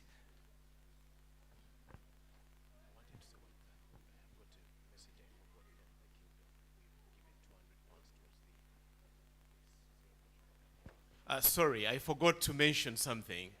The Uganda UK in this area has contributed £200 towards the preparation of the celebration. Thank you very much. Sabasajja Awangale. Thank you so much. Bane mukubeko mungalo, let's put our hands together. When it's money, it's either so joyful or so tense. So you remember the session of NSSF, you had more questions. Now this one, they just give him money. So it's always good. Now, Pastor Andrew, please come with the gentleman you're talking to. We need to know him. Come here, sir. Before I give him, let me have him come over here. He's a prominent member. Alazeo. He's a prominent member in this community. And when I first came to the UK, I lived in Barnsley. And from Barnsley, this gentleman looked after me. So introduce yourself and welcome to your community. Hi, everyone. We welcome you to Sheffield. My name is Philip Raymam Katongole. Tubasanyukidde nnyo, tubasanyukidde ddala. Chimala, Madam Kase Mutulabire. Now, let me hand over to Pastor Andrew to take us to the next session, and then after that we'll eat. Please don't go. I know today has been so much of talking, but important talking. So thank you for listening, and Pastor Andrew, thank you. Thank you very much for the wonderful work you are doing. The gentleman who last spoke, Philip, allow me to officially say thank you so much. As I said, communities thrive through a support network. Thank you very much for supporting this, and the council, the connections, the encouragement. He's done a lot. He's spoken to me as an individual, and I really, really appreciate your input and encouragement and the invitations. Thank you very much. Sometimes when people are speaking, they say, I don't want to waste any more time. I want to walk away from that statement. No time has been wasted.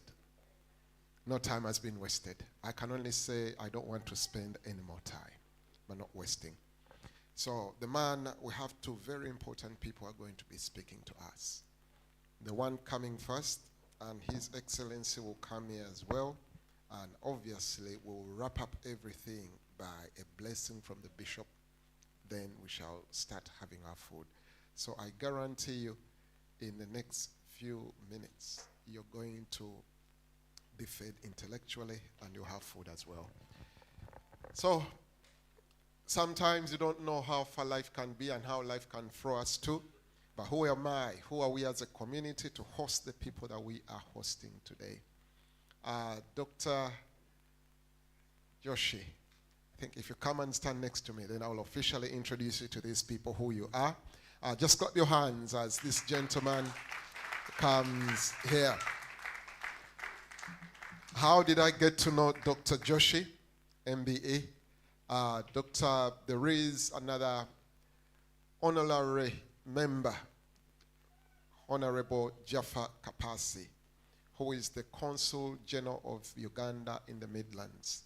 He took his flu jab on Friday. He was in London. I think it was at the London celebrations on Thursday. He took, I think, a flu something, and he wasn't feeling so well. But he was meant to be here with us.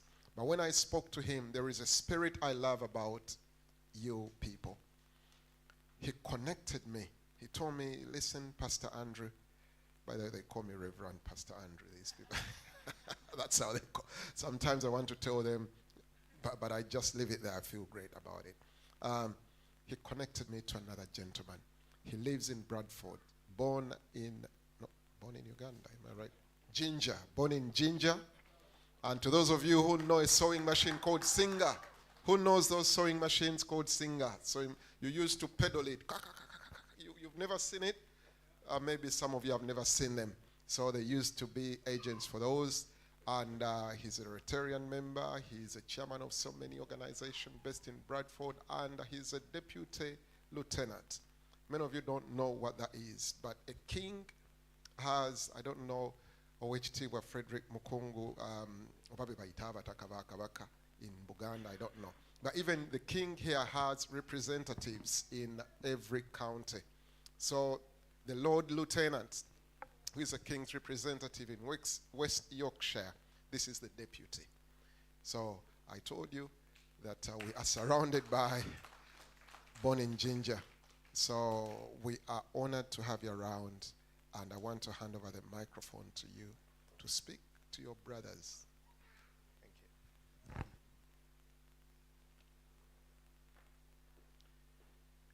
Reverend Pastor Andrew, before I start, let me invoke the blessings of God Almighty on all our proceedings that has commenced this morning, and let that be concluded in peace and harmony for Ugandans and everybody the world over. Amen. Your Excellency Deputy High Commissioner Ambassador John Leonard Mugerwa and his entourage, all his officials, Frederick Albert Mukungo, representative of the Kingdom of Baganda, Miss Uganda, Miss Vanessa, Bishop Frederick, Father Pastor Andrew Bukenya, and Josephine, I stand before you with the greatest of humbleness and humility. And whatever I'm going to say, please accept it as such.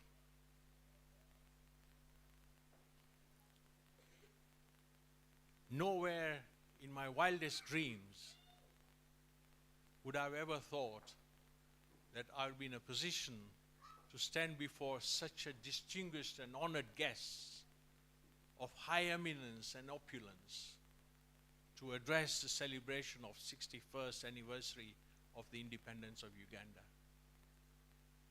As Andrew Pastor has said, I start with humbleness as a refugee from Uganda in 1972. And when we left Uganda, I have vivid memories, and this is the way I speak to people who are not familiar with me. And the 50th anniversary of the marking of the expulsion of Ugandan Asians in 1972 has reignited the passion and the memories, because for the last 50 years, I never spoke about what happened during that period in my family. Nobody knows. Even my wife, whom I married in 1979, she doesn't know the circumstances. We just carried on. But now in 1972 and 2022, people started asking, what were the circumstances? And I don't talk about the circumstances. I just talk about the country, Uganda, on the equator, blessed with vast amount of natural resources, freshwater lakes, the source of the river Nile, which gave the civilization in Egypt to survive,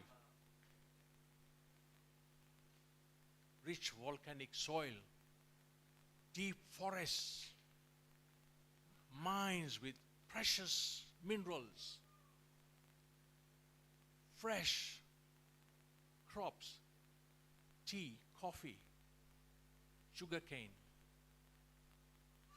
And I tell people that you don't know, the best tea in the world comes from Uganda. The best coffee in the world comes from Uganda. Uganda used to export sugar to rich countries like Congo and Kenya, used to export electricity to rest of Africa, or at least in Kenya. And Jinja, where I was born, was a cradle of industrialization. We had Kilembe mines, Mulko textiles, Nyanza textiles, Nile brewery, Uganda Varagi, may I say. Those are the memories I have as a Ugandan. And to be present here to celebrate 61st anniversary of independence of Uganda, I remember, like my colleague, Mwalimu Balu. By the way, I can say Jambo, Abari, Mogo, Sakoni, Nyama, chakula. Mimi najua, mimi nafanya maneno namna hiyo, lakini wewe wewe hapana iko na pama mingi, wewe mimi na soma something. I think that's what I'm looking. Your think is with the food. Wewe na hiyo kama na maliza sasa wewe nakwenda kula chakula. But I really want to tell you that as a Ugandan, I want to first of all reflect upon the proceedings today. When I came here, I was given the warmest of welcome, the most generous hospitality, and the decor, all the layout, it's so warm and welcoming.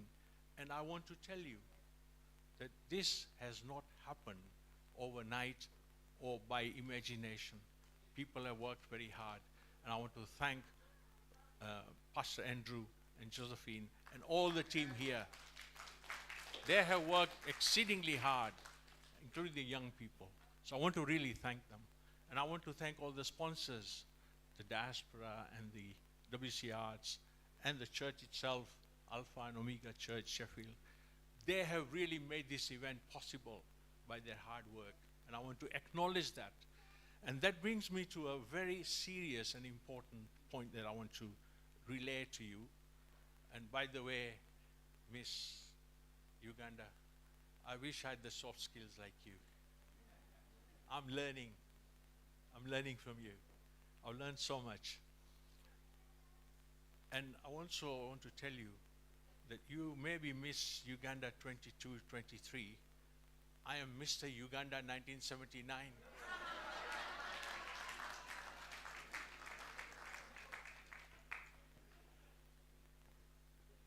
And when I grow up, I want to be Mr. Uganda again. It's important that we as Ugandans, we already heard about working together and unity, but I want to tell you that there are Ugandans diaspora all over the place, and now we are in the resurgence of bringing Uganda where it was, the pearl of Africa's crown. And I want to tell you, because I'm here really representing, as Pastor Andrew has said, our friend, Honorary Consul Jafar Kapasi OBE, who cannot be here, and we wish him very well. And I want to speak on his behalf because he's told me that President Museveni's ardent wish and desire is for Ugandans who are living outside Uganda to go back and visit Uganda, take their friends and visit Uganda, and use your money and expertise to start businesses in Uganda, to start investing in Uganda, so that we can uplift the youngest country in Africa to prosper and to live in peace and harmony. And it's our duty to make sure that we invest into Uganda because we've had so much out of it. So we have to put something back in it. And I personally might not have lived in Uganda for 50 years, but I want to keep on investing in, because that's where my history is, that's my heritage is. And I have a responsibility that I must honor and redeem. So I must give something and must share. Now, three very simple messages. In Ugandan diaspora all over the UK, we are dispersed, so we must collaborate. And we must start coordinating what we do. So we don't want to have duplication of effort. If somebody is supporting educational activities in Uganda, let's all collaborate and see how we can add value in education. Same, let's add value in health infrastructure or in health development. I have a medical history background for the last 45 years, and I can bring a lot of expertise from local NHS into the primary care, the secondary care, the tertiary care, the in link with universities. So we want to coordinate, collaborate, and then communicate. And this is where the High Commissioner comes in. They've really got a big opportunity to make sure that if they have the database and they have the information, they start sharing with people and organizations like here today so that we can add value quickly, because we want to accelerate our programs. We don't want to just do an organic growth. We want to be as fast as we can. And then thirdly, I want to just say, let us link everybody so that we can leverage more.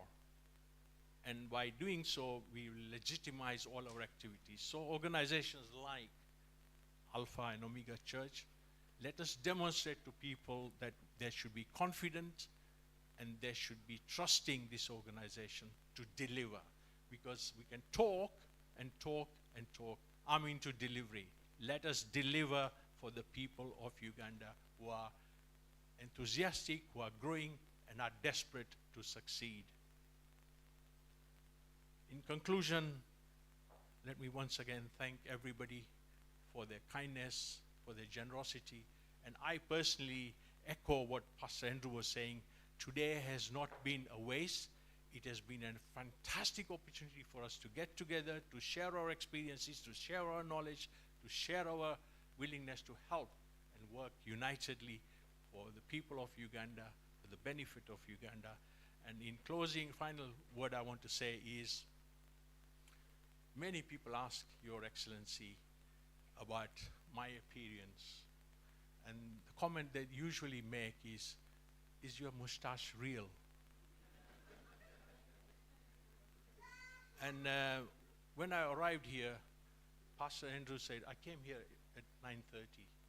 And he said, no, we knew because your mustache arrived 2 hours early. So the answer to the question is my mustache real? Yes, it is. And the only way you can prove that it's real is if there is a lady who is courageous enough, she can try and pull it. So far, it's been like this since 2019. I shaved it off completely to raise money for polio. I raised 21,000 pounds when I shaved it all off. But before that, for 52 years, nobody had seen me without a mustache. So up till now, I've not come across a brave lady who wants to come and pull it. So if there's anybody who is brave and wants to try it, she has to be prepared for the consequences. Thank you very much. Thank you. Uganda, Uganda, Uganda. Long live Uganda. Thank you very much, Dr. Joshi. That was a nice way to finish. I love that. It made me think, because there is some man I need. So I don't know if we can. No.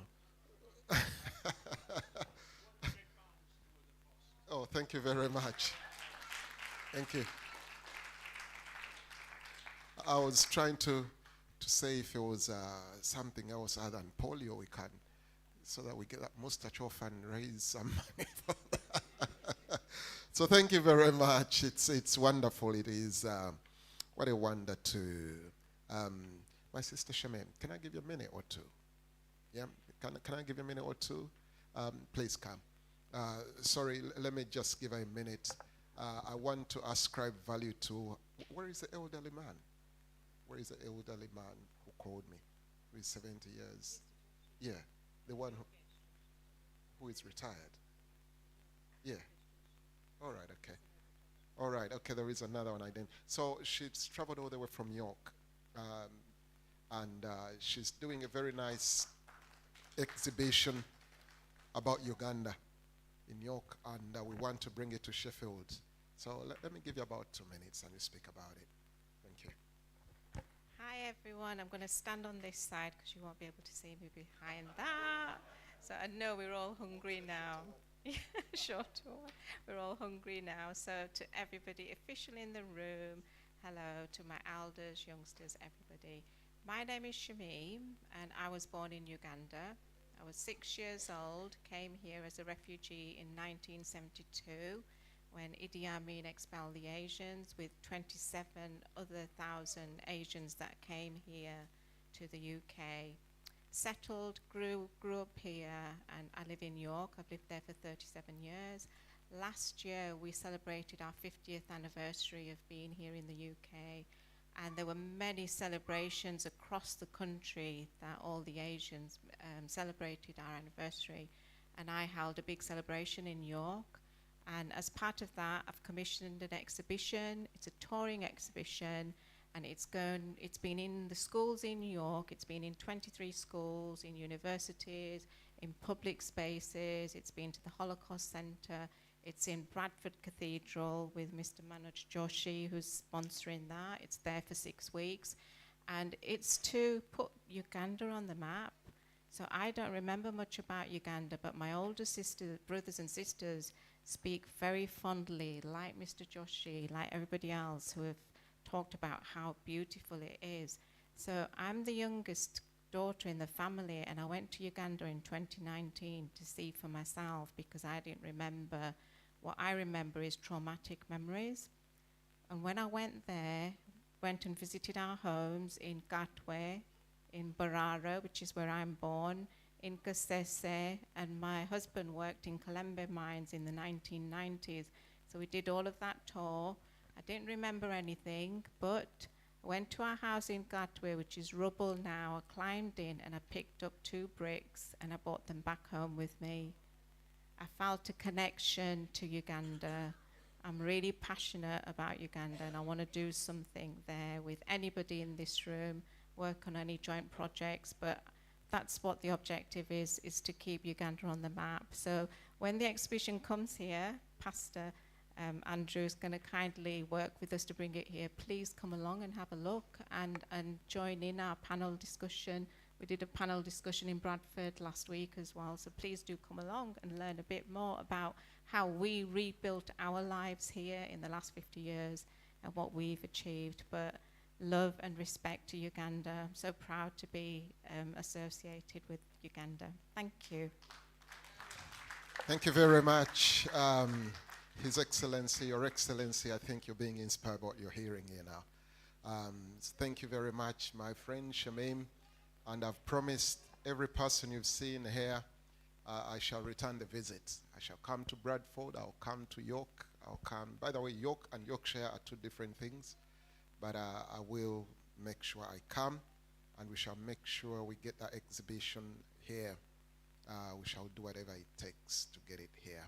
The villages, she was speaking about Katwe, she spoke about Katwe, she spoke about Mbarara, and she spoke about Kelembe mines. I don't know if they're still there. Do they still mine copper there? I don't know.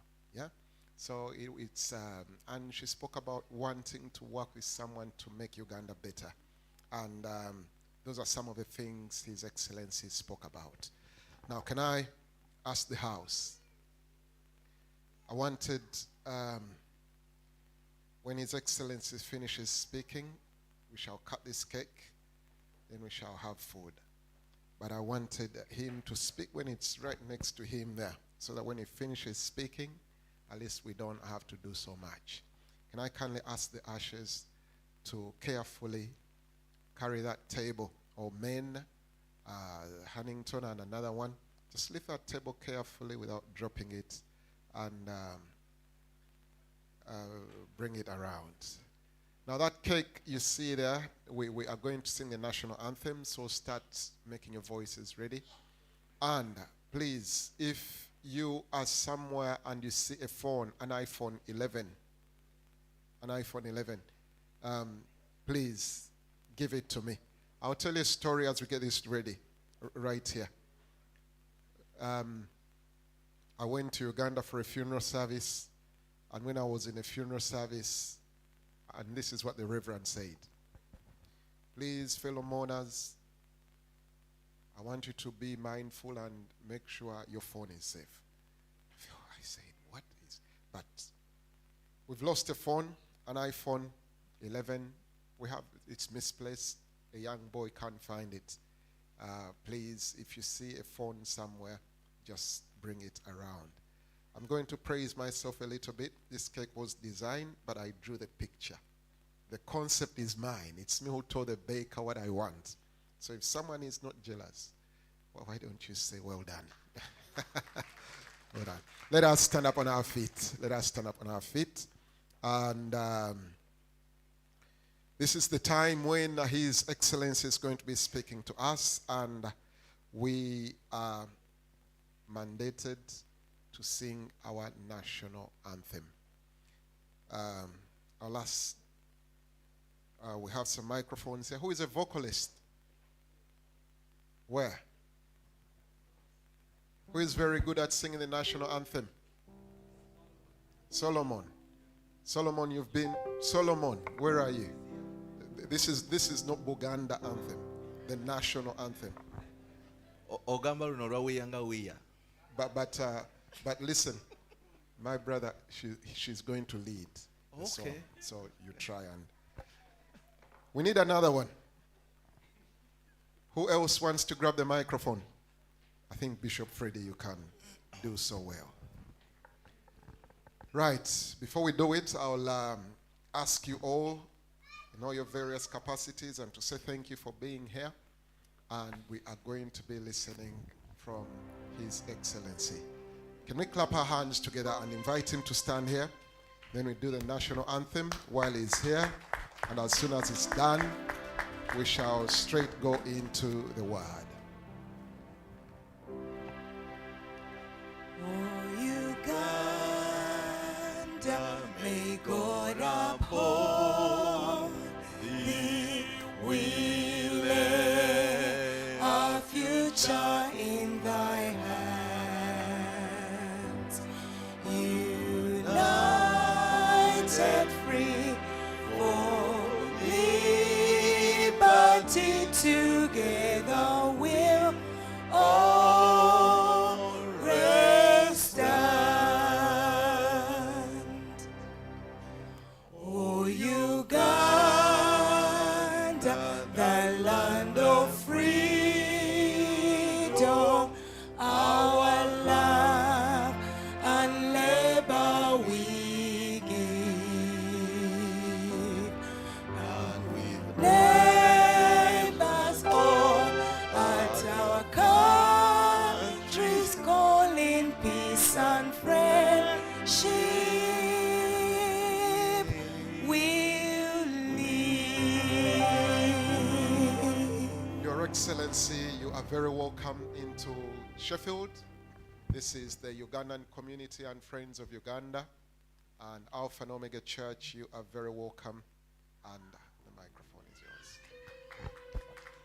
yours. Thank you so much. Once again, I'm going to be very brief. You can sit down, please. I'm going to be very brief because I've had opportunity to speak before. But I would like to once again thank Pastor Andrew and Josephine for really this momentous occasion that we have had today. I would also like to thank each and every one of you for making the time to attend this occasion to mark the 61st anniversary of Uganda's independence. We talked about the theme, so I'm not going to repeat it. I also would like to thank each and every person who has spoken here today. We've learned so much. I can speak for myself. I've learned so much from each and everyone who has spoken here today. And I think this is the kind of experience and the reflections that help to build us as a nation. I just make two quick points. The first one is to emphasize the importance of remaining united as the Ugandan community or as the African community, as we were advised later on. It's so important that we keep this unity and that we always strive to build our motherland. I said earlier that the government deeply and highly appreciates the contributions that Ugandans out in the diaspora make. And there is a lot more that we can do in order to make our country prosper. One time I was speaking at an event, it was a school, and I was speaking to youngsters, and one of the pupils, students, asked me, because I told them that I'd been working in government for, at that time it was something like 30 years. Today I think it's about 32 years. So this student asked me, what are the 5 things that you've learned in your long, because to a young person 30 years looks like eternity. What are the 5 things that you've learned, the lessons that you would say have made you reach where you are? Of course, I'm just going to mention them. I'll not go into the details. I told that young person and all the students who are listening that it's important to have a purposeful life. So in whatever you are doing, and I'm addressing the young people, in whatever you are doing, set objectives, because it's very easy to get derailed if you don't have a set objective. So set your objectives, set your targets, what do you want to become along your way as you pursue your endeavors in life. Then secondly, work very hard, because it's not enough to have objectives. You need to work extremely hard in order to achieve those objectives or targets. And working hard really means a number of things. It means if you are studying, study hard. But it also means have values. And I think today the theme of having values has run through our discussions. Have values, have respect, be humble, be courteous. So that's the second thing. The third thing is put God at the center of everything that you do. You can be brilliant, you can think that you know it all, but I can tell you from personal experience, there comes a time when you're going through some challenges which you think are insurmountable, but knowing that God is there and the challenges can actually be overcome is something extremely important. So the fourth point I told them is that always be grateful, be appreciative. Going through life, there are so many people who actually contribute towards you being what you become. Whether they are parents, whether they are teachers, whether they are, mentors along the workplace, always be grateful to them. And I told them the last thing is keep learning. Even when you think you've achieved, you've reached the apex, keep learning, because when we were being born, there were no computers. Some of us were born before computers. Now there is so much that has gone on, such that if you just depend on what you learned and not upgrade, you probably will not fit into the world that we are living. We are talking about the fourth generation industrial revolution. Things like artificial intelligence are going to determine where things are being done. So keep on upgrading, and those are the 5 points I would like to share with our youth. There is a lot that you can do, and there is a lot that you can achieve. And finally, I think it was Vanessa who talked about soft skills. Extremely important. You can have all the expertise, but there are certain things that you can get done a lot much easier by using soft skills. So with those few words, once again, on behalf of Uganda High Commission, and on behalf of the colleagues that I came with, would like to highly appreciate the opportunity to interact with you. This has been, each and every minute, second we have spent here has been extremely well spent. And we look forward to engaging further. The High Commission is open. We take the feedback which was given in very good spirit, and we will ensure that we work extremely hard to to earn the respect that we should be having as a representative of a mission representing the country in the UK and Ireland. Once again, thank you so much.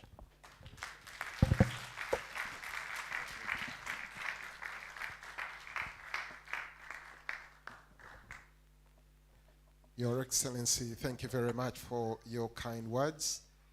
And we are coming to the dawning of a wonderful day, and we are, if you can, if your nose, your smelling sense is as good as mine, I'm very sure you're starting to smell something. And that smell is going to start speaking to you. It's going to take away your attention. It's going to make everything boring.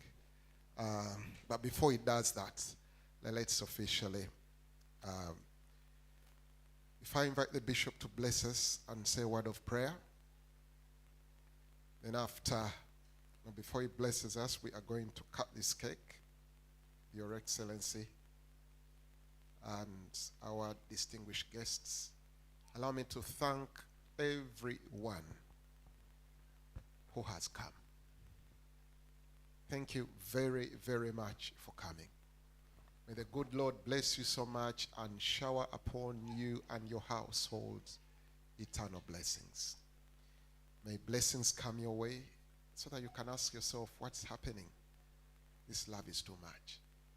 It's a prayer from our hearts as Alpha and Omega Church Sheffield and all the members we congregate with here, and on behalf of the community in Sheffield, thank you very much. Every service provider, everyone who's done anything, whether to invite someone, whether to direct someone, thank you, thank you, thank you so much. And as I have promised, if we can keep on working together, I'm very sure, I can't even say the sky is a limit. There is no limit. We are limitless. We are going to arise and shine. I'm hoping to put up a very nice Christmas carol celebration. That will be the next thing that's happening. Allow me to remind you, Sundays, we are going to be here. Come to church. Most of the things are being spoken.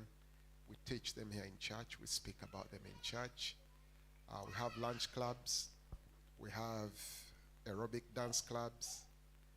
We going to launch counseling sessions, initiatives that are going to help people become better, because the government is really willing to help and put in place systems and strategies to make this place a better place.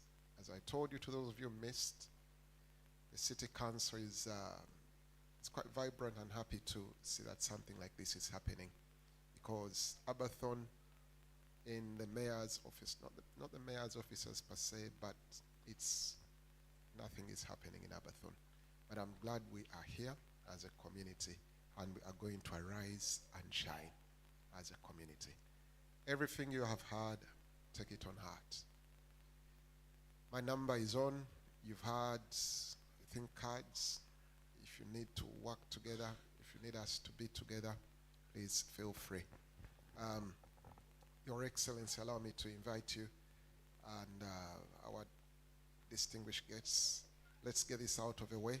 When the bishop comes, he's going to bless everything, bless you all, and there it's going to be a freelance. Please don't rush to go. The person who is going to lock here is me. I have the keys to the place. So don't rush. I have the keys. No one is going to come and say, leave this place. Dr. Joshi, our bishop, Wechtivwa, come and join His Excellency. We cut this cake and we get it out of the way. I think some can be the other side, or maybe you move there. Miss Vanessa Tendo, Miss Uganda, thank you for being around. Miss Uganda, Miss UK, Uganda, UK, whatever it is. You want to do anything? Okay. Now, let me just stand over there and make sure you listen to my instructions. Orders now have changed. I'm a soldier. Commands. Let me know when they're all seen. So, Your Excellency, please hold the knife here, a bit high. And then you extend your hands over there. Everyone, try as much as you can. It's like you're praying for the cake, but we understand. Okay. On 3, 2, 1, and cut. Mukube mungalo. And that's enough, not all the way. Okay, Your Excellency, you can stay. The rest of you can go. Pastor Andrew, stay over there. The rest of you can go. Now, this one, listen to me. Madam Josephine, where are you? Mom of the church. Where is she? Quickly. Your Excellency, you stay here, your hand on the knife. Don't leave the knife. You go the other side. Pastor Andrew, go the other side. Mama, here. I'm creating history now. So, I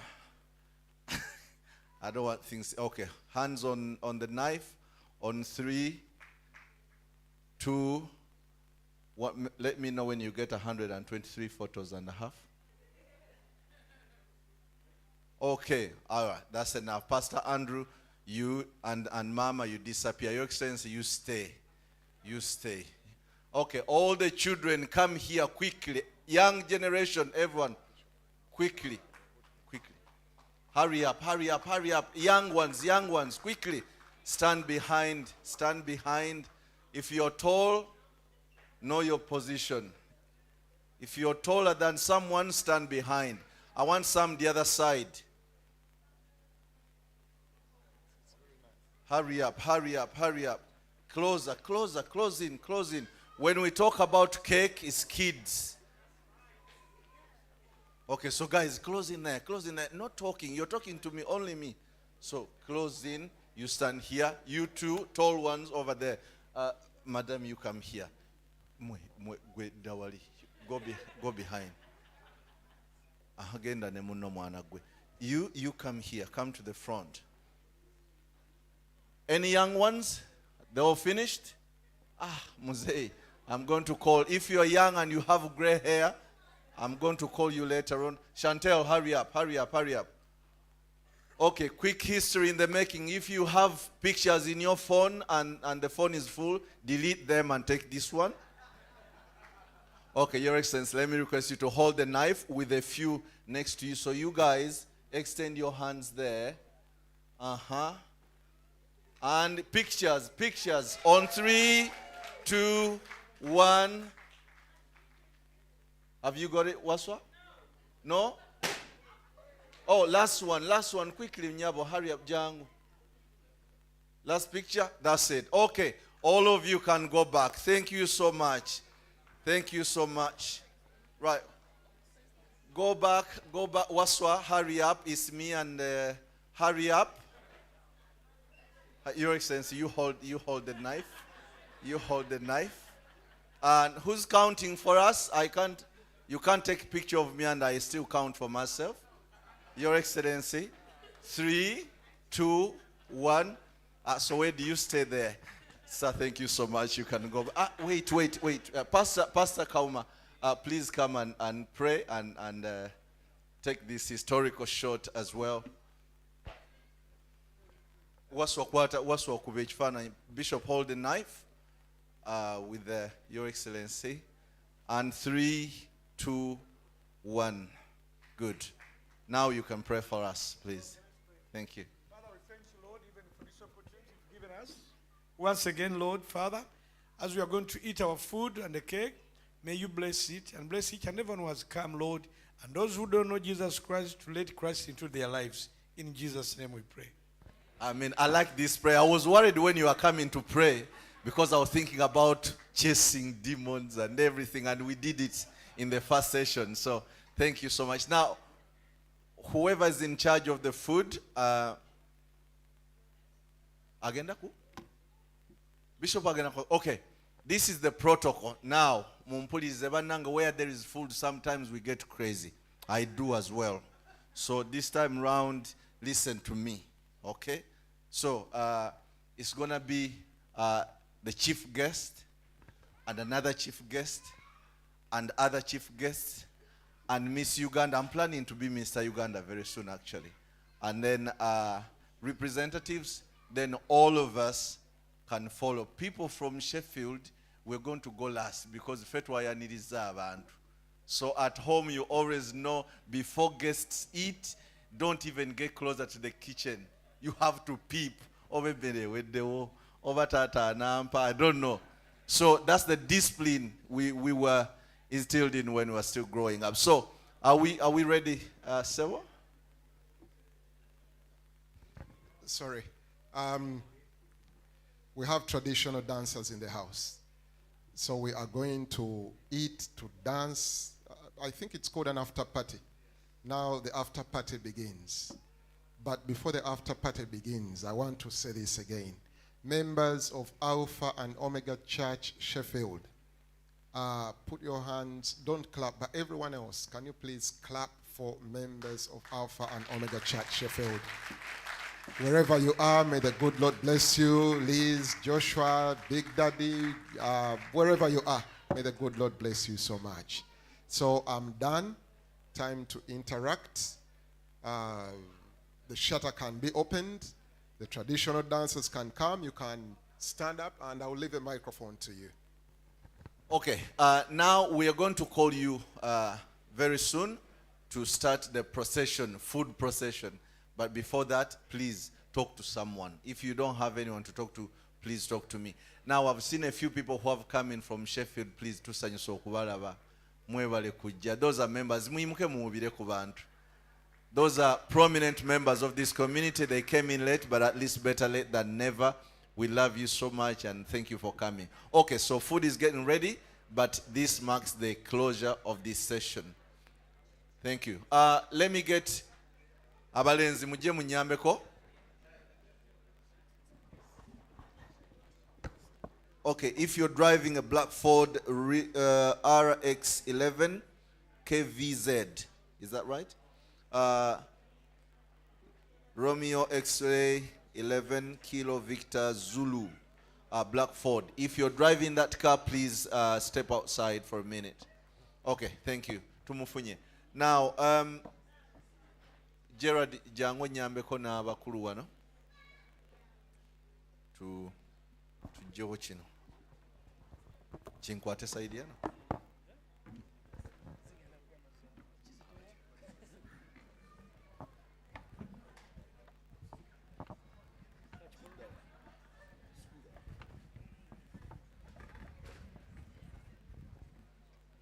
Okay. Dancers, baluwa ba dancers. Baje. Ne keke veo.